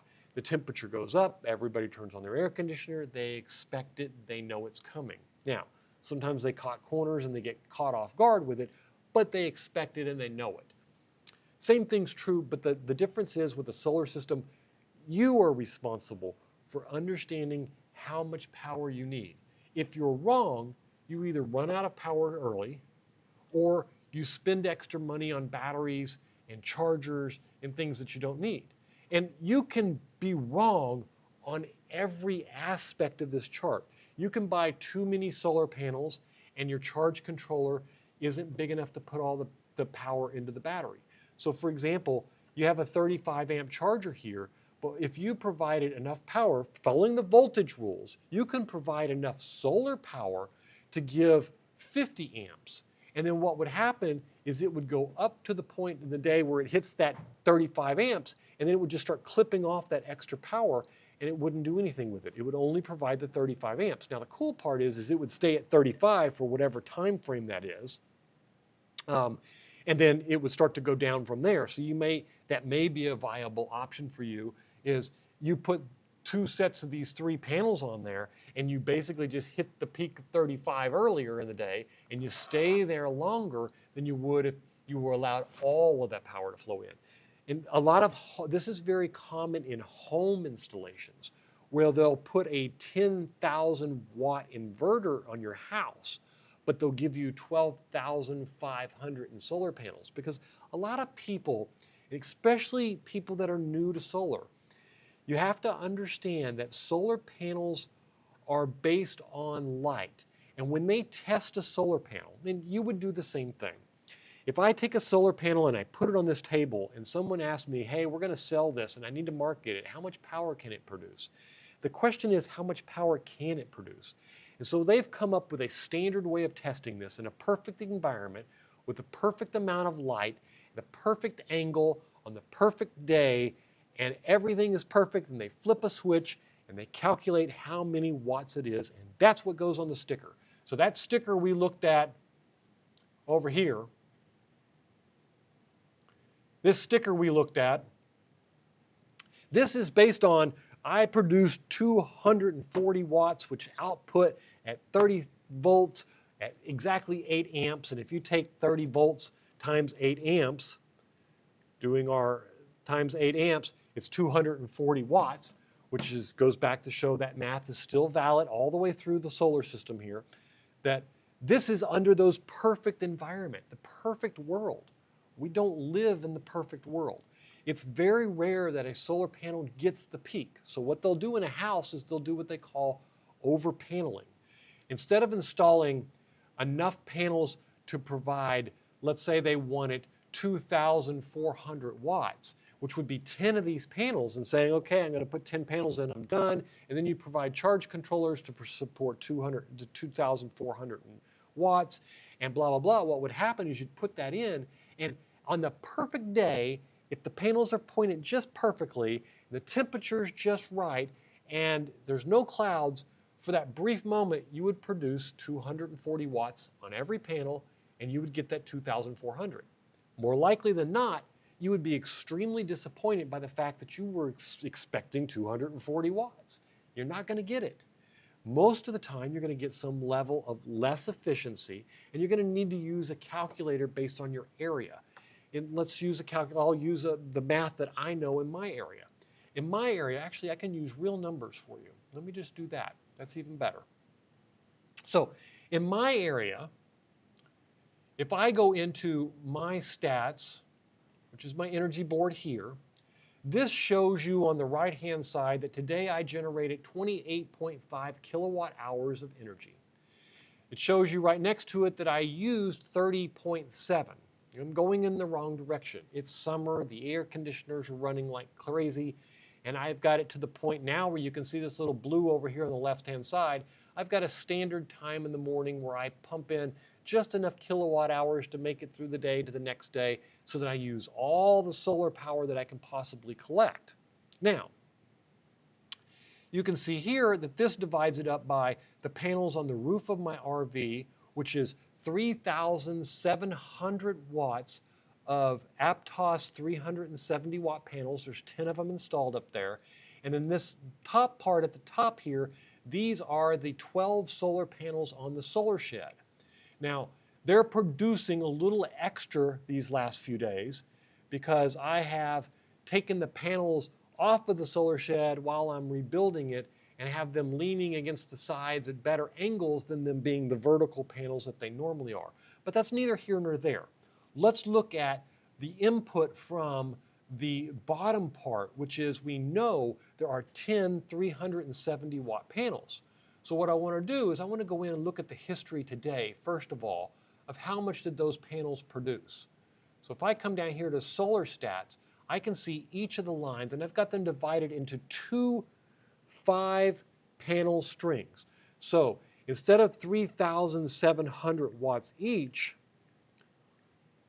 they produce 1,900 watts of maximum 1,900 watts of power at their peak. Now, if I click on this, you will see that at no time during this wonderfully hot, overly exaggerated week of what we call summer here in Florida did I hit 1,900 watts. Now, my panels aren't perfectly aimed. They're mounted flat on the top of an RV. But this will show you that even the peak power of 1,500 watts was between 1235 and right here around here at 340 this afternoon. Now, this isn't kind of fair because that is a rain cloud that came through. Let's look at yesterday. This is a much better example of the day because the chart is perfect. So you can see here, even yesterday where there wasn't a cloud in the sky all day long, we peaked out at 15, 13, 15, 19, 15, 13 or so, right there. So this is 1900 watts of panels. Now, if they were all perfectly angled for this time of year, and they were all perfectly facing the right direction, and everything was perfect, there would be a point in here where this would peak out at 1900 right up here at the top, and then it would start to go down here because the sun would move, start to set on the one side, or the sun wouldn't have gotten to the center of that line yet, unless you had one of those machines that kind of moves with the sun, that keeps it in this bracket in a little bit better position. But what I'm trying to stress here is that what ends up happening in this day, and we're talking about the 16th. So the 16th, now keep in mind, I had power from the time they turned on at 6:37 a.m. to the time they shut off, which was after 7 o'clock. So let's see when they shut off. There they go. They shut off right there at 8:15. So I had 14 hours of sun. So it wasn't from a lack of sun. But what I produced in those 14 hours from 1900 watts of solar panels is, this is the 16th. So we're going to come back over here and go back to the 16th. And we're going to scroll down here, and you can see I produced 23.37 kilowatt hours. So that means that at 23,370, that's 23,370 watt hours, divided by 1900 watts of panels, I produced 12.3 times,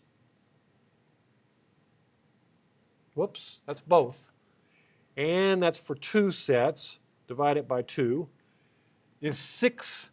I got 6.15 hours of the equivalent of full power in 13 hours of collection.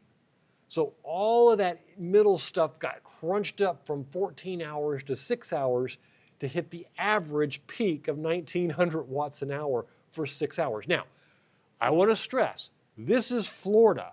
This is not normal. It is not normal to get 6 full hours of power out of your panels. Most parts of the country get closer to 4 and 5, meaning instead of that being 2,300 watts, which we know is 6.15, it would be about a third off of that, which would be 23 kilowatts times 0.7, let's say, about 16 kilowatts. So in most parts of the country, we would be between 16 and 23 kilowatts for that. Now, they could also be positioned better, which could have an impact on it. But as you can see, there are a lot of variables here.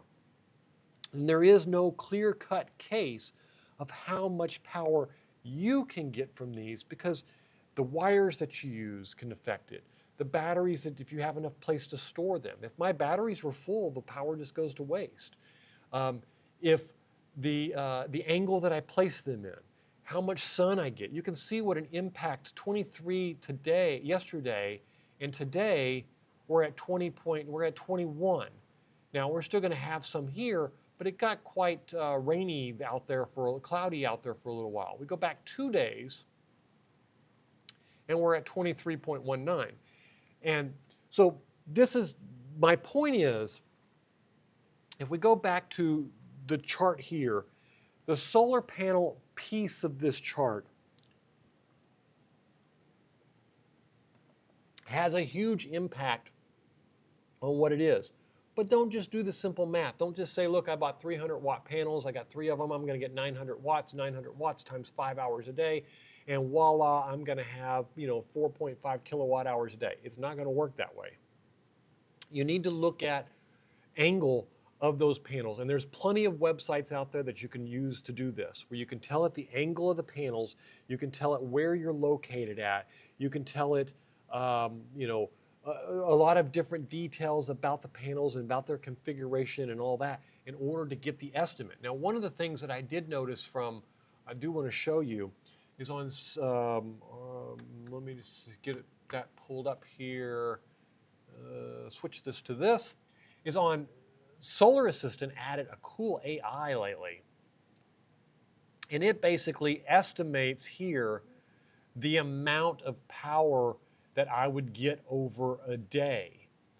Now, you go in and you configure where you're at. And I'm in Merritt Island, and my panels, you tell it how your panels are laid out. It looks at the weather patterns and it estimates, okay, you're going to perform like this, and then you actually get your real performance. As you can see, it kind of predicted this late shower, and the showers did show up a little bit late this afternoon. I remember thinking they should already be here, and they weren't. So it did predict that, and then it estimates where you are and how much. And it's saying I'm going to get 1.8 more things. So there's some cool predictive analysis going on now with solar panels, but it takes a lot of configuration to come up with them. And there's tons of websites for this. So if that's what you're interested in doing, is finding how many panels you really need for your house, for your car, for your RV, for whatever it is, then you can go out and get one of those websites. You can put in all that information and do it. But that goes back to, it's one element to tell you what kind of charge controllers you need. The charge controller can tell you how much battery you need. The inverter can tell you how much battery you need, and all of these have to work together. And I know this was a long-winded explanation to the 4 basic components of the solar system, and I'm hoping that they make a bit more sense to some of you, and then I helped someone or said something that rang a bell in your head. And this is the way I look at every solar issue that comes up. I gauge which 4 of these components is it going to change, and how is that going to affect the upstream and the downstream. For example, if I change my charge controller, how does that affect my solar panels, and how does that affect my battery? And if it's my inverter, then how does that affect my battery, and how does it affect my AC power going to whatever devices I need to power? And every one of these has an upstream and a downstream. And I'm hoping this helps. I'm hoping this helped a lot. And I think that really gives you a good idea of what the 4 basic components that we have in the solar system are, from the solar panels to the charge controllers to the batteries. We broke down a bit of the difference between 12 volt and 48 volt. And we probably could revisit that some point at the future. And I think I've got a few videos about that already. And then, of course, inverters. We could go into involved details there. If you look at these charts here, when you get into these panels over the slide over here where, whoops, went too far. You get into this one here where you have the all-in-ones where they combine the charge controllers and they combine them. You'll notice that there are limitations that you need to be aware of. Like one of the big limitations, if we look back at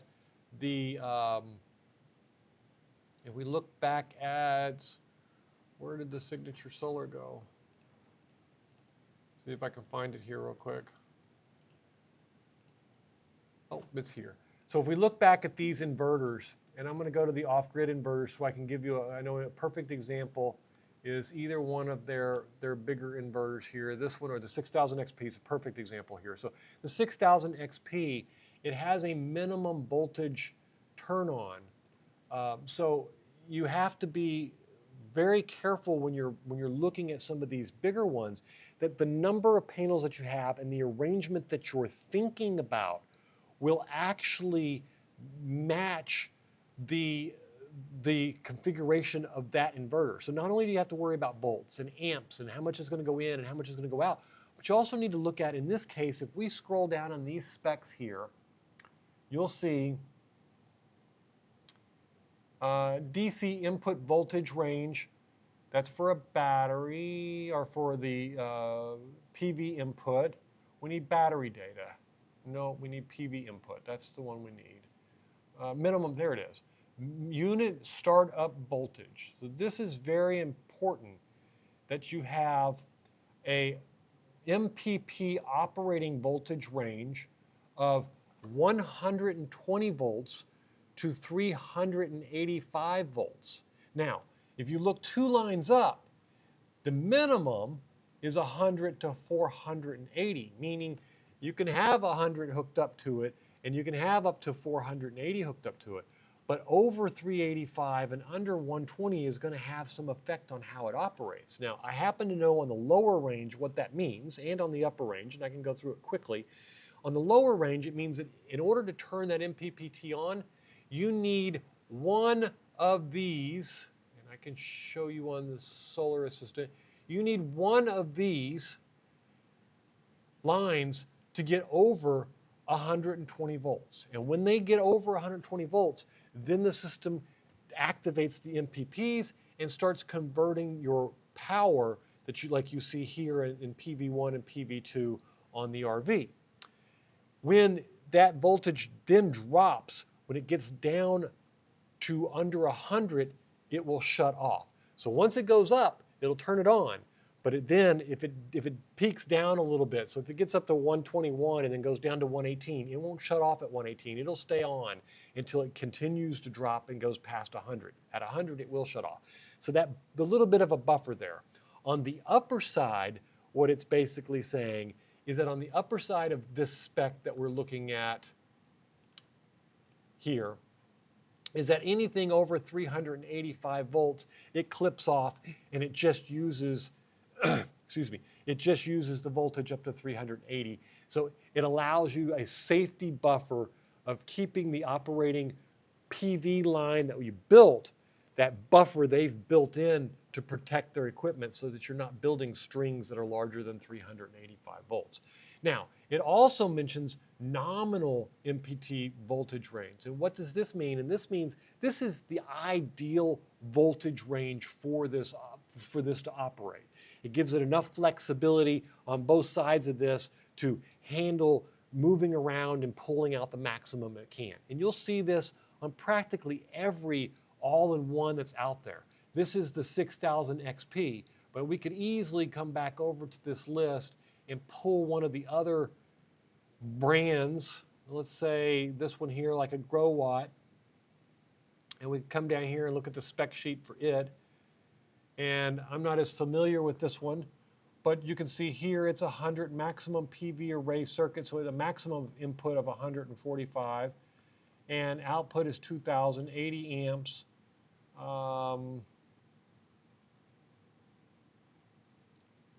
There it is. AC, nope, that's AC, charge controller, solar charger. 45, 60 volts to 115 volts.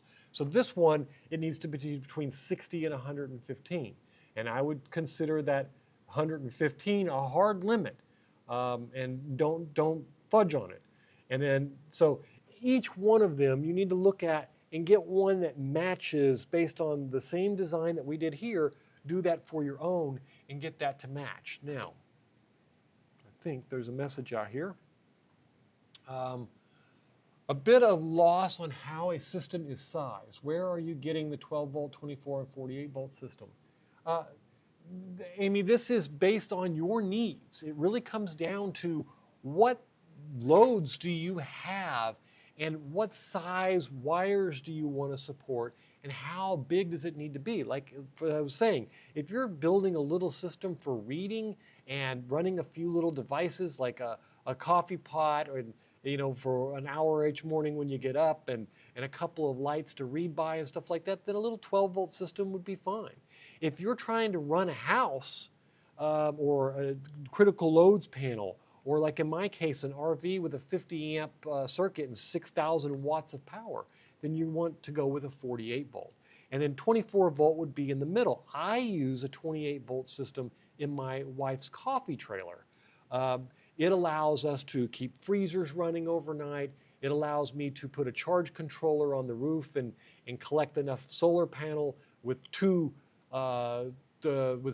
let's see, it's 3, 6, 740 watts of power on the roof, and I can put it in with just a little 20 amp charge controller, put in enough charge into the 24 volt battery, and the wiring size is small enough that I can support up to 2,000 watts and get everything I need there where I can run an espresso machine. So my need was 2,000 watts in the solar coffee trailer, so I went with 24 volts.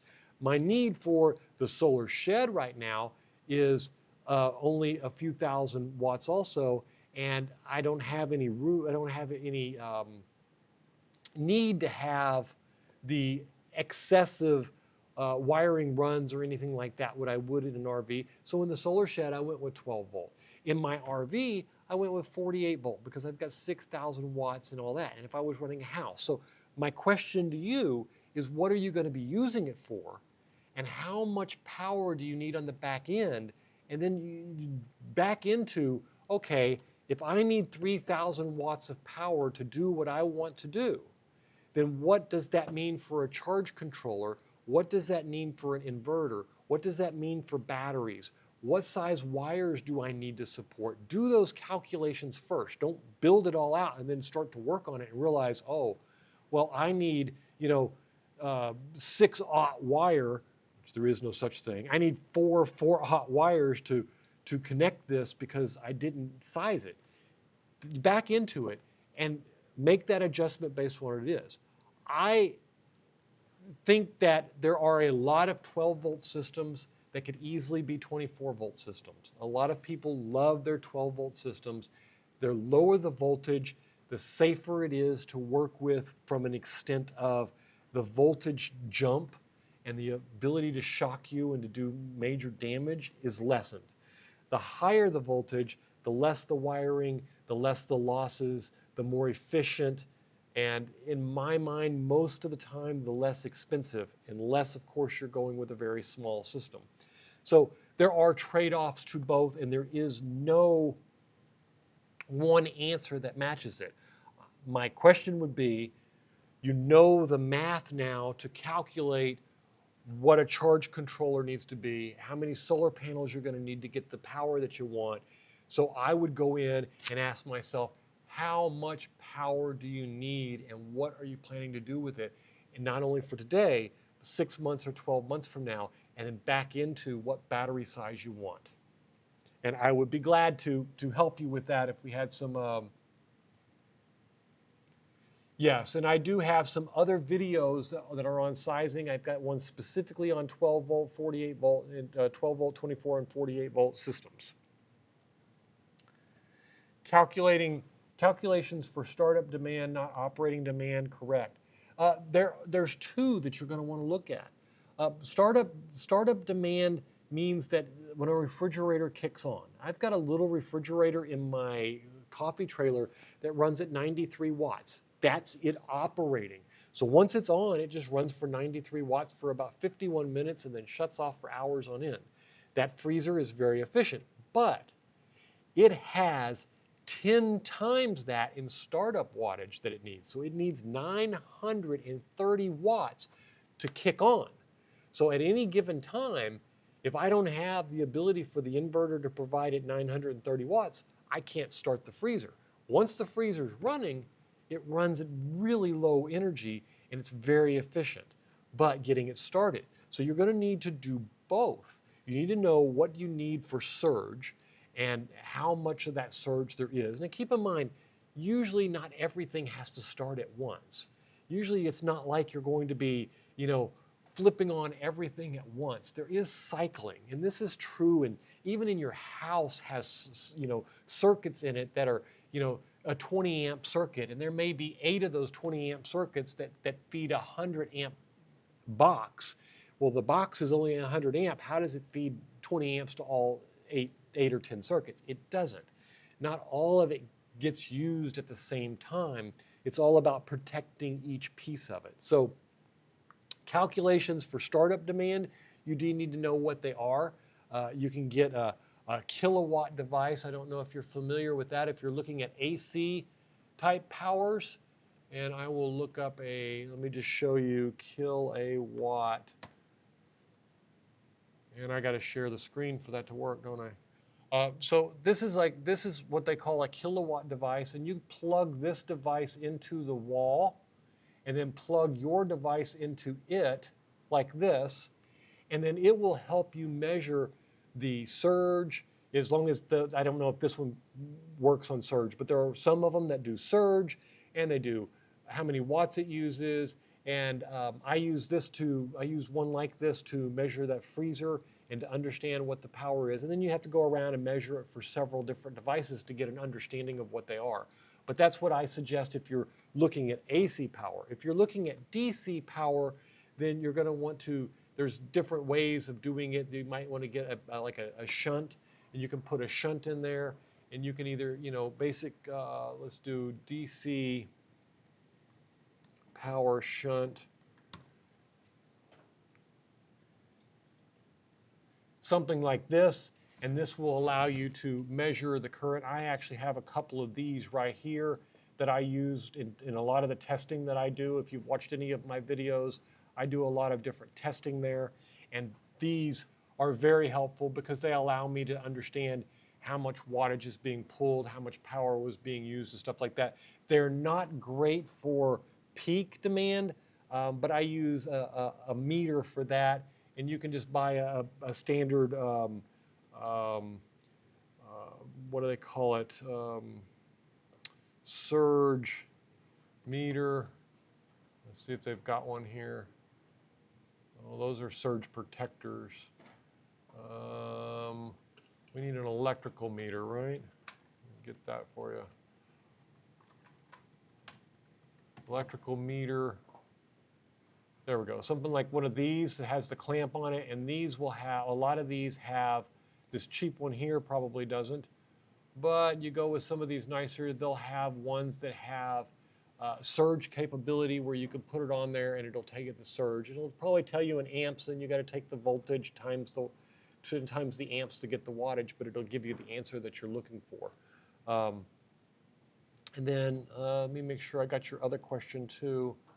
Oh, of course, you're always welcome. Questions are always welcome, and they don't even have to be on subject.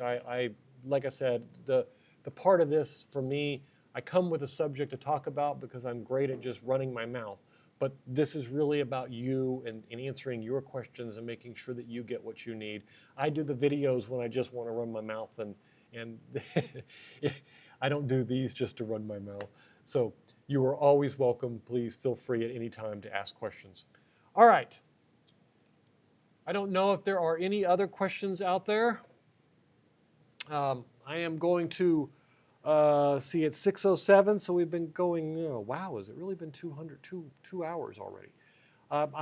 Looks like I'm going to wrap this up unless somebody has something else that they would like to ask. I do want to, I think I started off by celebrating the number of subscribers we have. Thank you again to all of my subscribers and members. I really appreciate everything that you have done and that you do. You really make this quite enjoyable, and the last couple months have been a heck of a ride. I look forward to all of the new video series that I've got coming out. I've got a ton of really cool things planned, and the rebuild of the solar shed is probably going to be one of the most fun series that I have ever even dreamed of doing. And a lot of companies have come together to help me out, and each one of them I will be labeling and showing you who they are, from EcoWorthy to Signature Solar to EG4, just to name a couple right off the bat that have already stepped up and put some of their chips on the table and helping me get things lined up for this. So thank you to them. I will definitely make sure that all of the links to those companies are listed here below, from the inverters that they're helping me with to the batteries. Actually, Lifetime, I don't want to leave them out. They just provided, I just got another more batteries in from them today. So as a matter of fact, so Lifetime, EcoWorthy, Signature Solar, EG4, and I'm sure I'm going to miss somebody. So I will make sure that all of those links, and they will all get special videos and special attention on everything that I like about them. And unfortunately, some of the things I don't like about them, and I will make sure that they do. Jack of everything, of nothing. Here we go. I do have a question from Jack of everything, master of nothing. You sound like me. Grounding an all-in-one Velvor 5,000 watt. How do I figure out if it's bonded or not bonded? And we're talking about the 230. You're talking about the international version or the U.S. version? And I guess it doesn't make much difference. Velvor, yeah, that's a tough one because some of their stuff is not and some of it isn't. My first suspicion would be is making sure, obviously, I, I hate grounding questions, and I hate them because they're complex, but they're kind of fun at the same time. So my first suggestion is to warn you, I'm not an electrician, so I'm going to give you what I would do, and then I want you to be extremely careful doing it. So I'll do that first. Now that the disclaimer's out of the way, what I would do is I would turn off all the power, and I would find out if the ground and the negative are bonded by just doing a continuity check. If the continuity will be there, and if the continuity is there, but you have to make sure that everything is disconnected. And the problem with that is you can have that bonding somewhere else and it show up if you still leave the grid plugged in, or you still leave your panel box plugged in, or if it's critical loads or whatnot. But if everything has been removed or disconnected or shut off switch and you still have continuity, that is one sure sign that they are bonded. There's also software bonds, and I don't know if Vevor does does anything with the software bonds. I know my 6000 XP will do it, that can do it that way, but I don't know about the Vevor device. Do you know it? Do you have a specific version? You say the 230 version. Do you have a specific version? And I'll see if I can. Let's see, Vevor.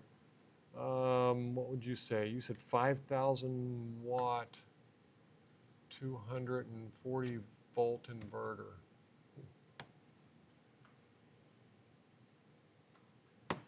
Let's see what we got here. And I'm going to just switch this over to this computer screen so you can watch what I'm doing here. And I'm imagining it's probably, well, that's the 110 240.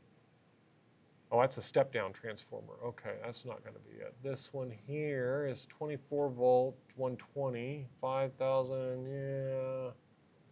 And see, I don't know which one of these it is. 5,000 watt car one just blows my mind they would even attempt to claim that. Okay, so maybe one of the modified sine waves. The 48 volt version. Okay, I saw that. Let's see. Let's see. 12 volt, 12 volt, 12 volt. Let's see if there's a selector over here for 48 volt inverters.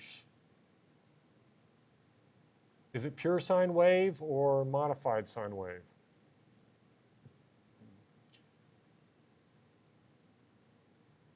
It's 48 volts, so I'm just going to scroll down here and see if I can find.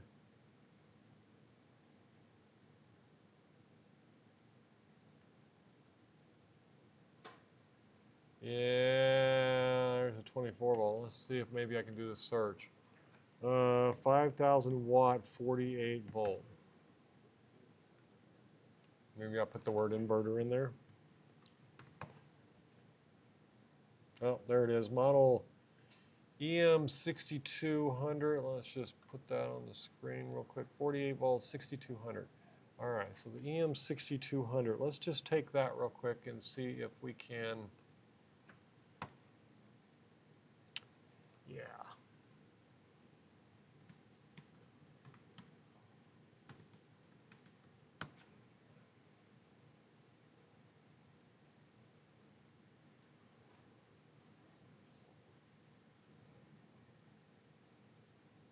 Yeah, I don't even see it.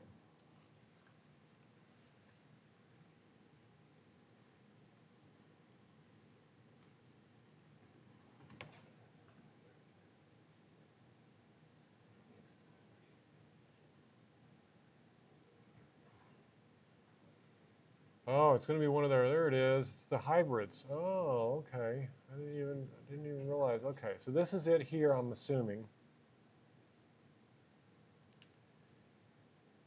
Yeah, let's see. MPP 6500 charges 2-in-1.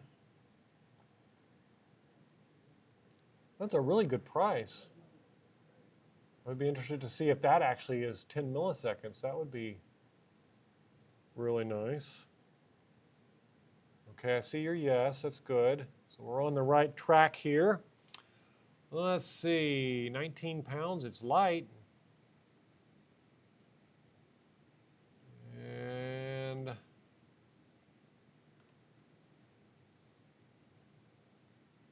yeah, let's try this. We're going to try to cheat here.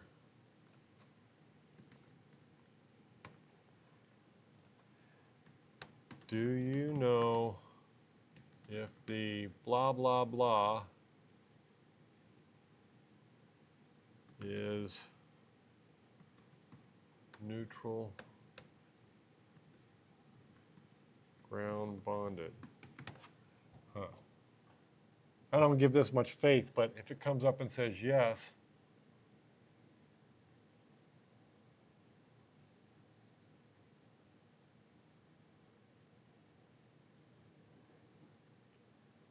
let's see, I couldn't find an official document manufacturing confirming whether it has an internal neutral to ground bond. However, based on the broader industry observation here, tends to apply similar non-UL listed inverters.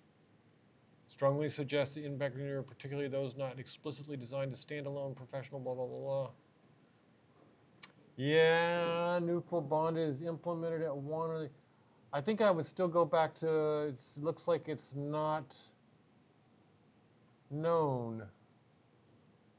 So I think I would go back to attempting to check the continuity between the neutral and the bond with the inverter disconnected. And I think that's the only way I would be able to guess if it's even. And that's going to confirm if it is. I'm not sure it doesn't confirm that it's not, though, is the problem. Because you never know if there's going to be some kind of switch or relay or something that's going to click on. Transfer ships is designed to bond control. Yeah, and it doesn't have the UI inverter setting, so you don't know. At least I don't think it does. Maybe I'm wrong. Maybe it is UI. List it with the right, no. Description, they would, pretty sure they would call that out if it was. So it's not a UI listed item. Yeah, I don't see it. Don't know. Output modes, bonding. Let's just see if we can find the word bonded on here anywhere. Nope. Not a word about it. And that's probably why you're still looking too, isn't it? Yeah, Jack, and I don't know. I would say that I would try to do a continuity check and see if it shows up there. And that would definitely confirm that it is. The only thing you got to be careful about that is that it's actually the device that was bonded, not something else. Because if you have a bunch of other stuff hooked up to it, it's not going to give you a valid reading.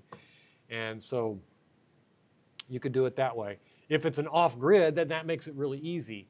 But if it's connected to a sub panel um, or to the grid or something like that, then that's where you kind of run into problems because you don't know what they're bonding and what they're not bonding.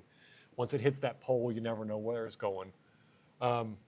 Sorry, I can't answer that question for you, but that would be how I would look and check anyway. Is try to check the continuity and see if it shows up. And there is nothing out here about it, and there's no UI listing that would give you the confidence to know that it's properly bonded or not bonded. That would tell you also if it had them, but they're not here. Yeah, and with that price, there's just no telling. It could be and it could not be. All right, so we go back to more questions. That one is yes. And the AC out has no ground.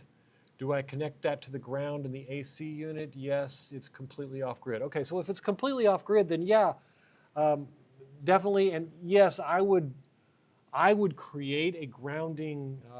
If there is no ground in it, I would create buy one from a Home Depot or something and just install a common grounding thing, run it and ground it to the device, and then run that ground to your AC and out. I definitely would not leave the grounding out. The only problem with that means that it implies that there's no GFI, there's no fault protection, there's none of that stuff in there. So be very, very, very careful with your all of your fuses and breakers and everything, and make sure they're all perfect. You might even want to go with GFI breakers to ensure that you don't have. Now there can be a problematic popping all the time. Sometimes if you've got, like I had a brand new refrigerator once that just had a small little millileak in it and caused it to pop a, pop a GFI breaker all the time. So, but it's better than the alternative. You get into grounding issues like that, and that's why some of these cheaper devices like this are really problematic, because you don't know what they did, and grounding is such a fickle little thing. But I would take a grounding, um, one of those from Home Depot. Let me just see if I can look one up for you real quick. Probably get it off Amazon actually. Amazon. Let's just call it grounding poles, grounding, a ground connector. There we go. For breaker box, maybe. Yeah, so just get something like this. Oh, I'm gonna turn it on, don't I? Just get something like this here, and then just mount this right next to it, and one of these, whatever size is appropriate for your thing, and then that way you can take that and ground it to the device. Just put a screw right in the side, shave off some. If it's metal, I didn't even think about that. If it's, yeah, that's definitely metal. Just find a nice place where you can do it. I would be surprised if there's no grounding connectors in there at all. Maybe, yeah, wow, look at that. Even the wire in the picture shows no grounds coming out. That's kind of scary, huh? Oh, it's just going to the battery though. Okay. Um, so there's probably a grounding screw somewhere. I would hook it to the grounding screw and hook it to that post, and then take that and use that for all of your wires for your AC. That at least gives you a common ground. And then that probably, it's off grid. You're probably going to need to pound a rod, and then run that to the rod to give it a safe out. And that will give you a good short for everything. The whole idea of the ground is to give the electricity a path to flow, short of flowing through somebody. And if you don't have that ground in there, the problem is that electricity is going to flow back down that negative line, and that negative line is going to go through the human. And that is a recipe for disaster. Even at 120 volts, at 230 or 240, it's 200, what is it, 200 and, I guess depends on where in the world you are, 220, 240, 230, yeah, 220, 230. It's all over. So you need to make sure that that grounding is done right, and then pound you a nice copper pole down and connect that pole to it, and then that to all of the devices. And just make sure the case is grounded to it, and then each of your outlets that runs, hook the ground to that one. It makes wiring a little bit more difficult, but you can do that with the wire nuts and all of that and get it that way. I don't know what kind of, is it 5,000 volt output? Yeah. So that's good, or 6,000 watt output. So that's 50 amps, is it? No, it's 25 amps at 230. So shouldn't be too bad. You're going to need a 8 gauge or so grounding wire on that one. So shouldn't be too bad. But that's how I would do it if it was me. I hope that answers the question a little bit better. I think there was another question there. Let me see. Nope, that was the one. Okay. Hopefully that answers your question, Jack. If you, I'd love to hear what you end up doing with it. But my suggestion is put in a grounding pole, put in a grounding post, and do it there. You are absolutely welcome anytime. Even though grounding questions are my least favorite, I still answer them. And sometimes I walk myself through it enough to realize what the answer is. And in this case, it would be a post, and go ahead and put in a grounding pole anyway. What they didn't do, you need to do, because grounding is too important on something like that. And that was what I was getting at before, is the important thing about grounding, and think about it this way. It's not there for the sake of popping breakers and shutting things. It's there to keep that electricity from flowing through somebody who plugs something in or something to give it an alternative route to get it to where it immediately pops the breaker and immediately doesn't go through a human. That's the thing. You don't want it following the normal path back. So you should think of in 230 volt, in 110 is very similar in this, except the power usually does, the the power flowing in the, let's call it black and white. It can be red and black. It can be black and white, whatever colors you want. But the power flowing through them like this, and then you give it this alternative to go that way. And you're hoping that that alternate route is where the power is going to go. It's a much simpler route for it to follow and to get out. And that's what saves people. And that's what the grounding is all about, giving it an alternative. Anyway, I hope that helps with my limited knowledge of grounding, and hopefully that helps you out. All right, guys. Anybody have anything else before we go? I'm going to call it quits. Kept the camera crew here for a lot longer than I originally planned to do this thing, but I really enjoy the live streams, and it had been a few weeks since I did one, so I'm glad I could get so many people online, and you guys have stuck with me quite a while tonight. So I will talk at you all later. If there is anything that you need, if you're watching this on replay, please make sure you do it below, put your comments below. I do want to thank everyone. I think I did this once already today, but I'm going to do it again because it's been so many weeks since we've been here. Looking at my dashboard, we are at 10,881 subscribers. I want to say thank you to all of my subscribers. We really appreciate you. Without you, I have nobody to talk to, and I would drive my wife crazy, and she would then get very frustrated and divorce me. So you have saved me from divorce. Thank you very much. I appreciate it, because I do love my wife, and I don't want to drive her crazy and have her leave me for it. So thank you so much for all of your time. Thanks to all of my members. You are what's supporting the next project, and you will start seeing posts on it immediately. I am taking some time off. Not next week. I will be here. I think I'll be here next week. The following week, I will be at DragonCon in Atlanta. I will not be available. I will be having fun at DragonCon, and then I am over for events for most of the rest of the year, unless something major comes along, and I will let you know that when it happens. And after that, we'll keep a pretty good schedule, hopefully. And I am going to call it quits and go home and relax a little bit. All right, guys. Thank you for watching, and we will see you next week.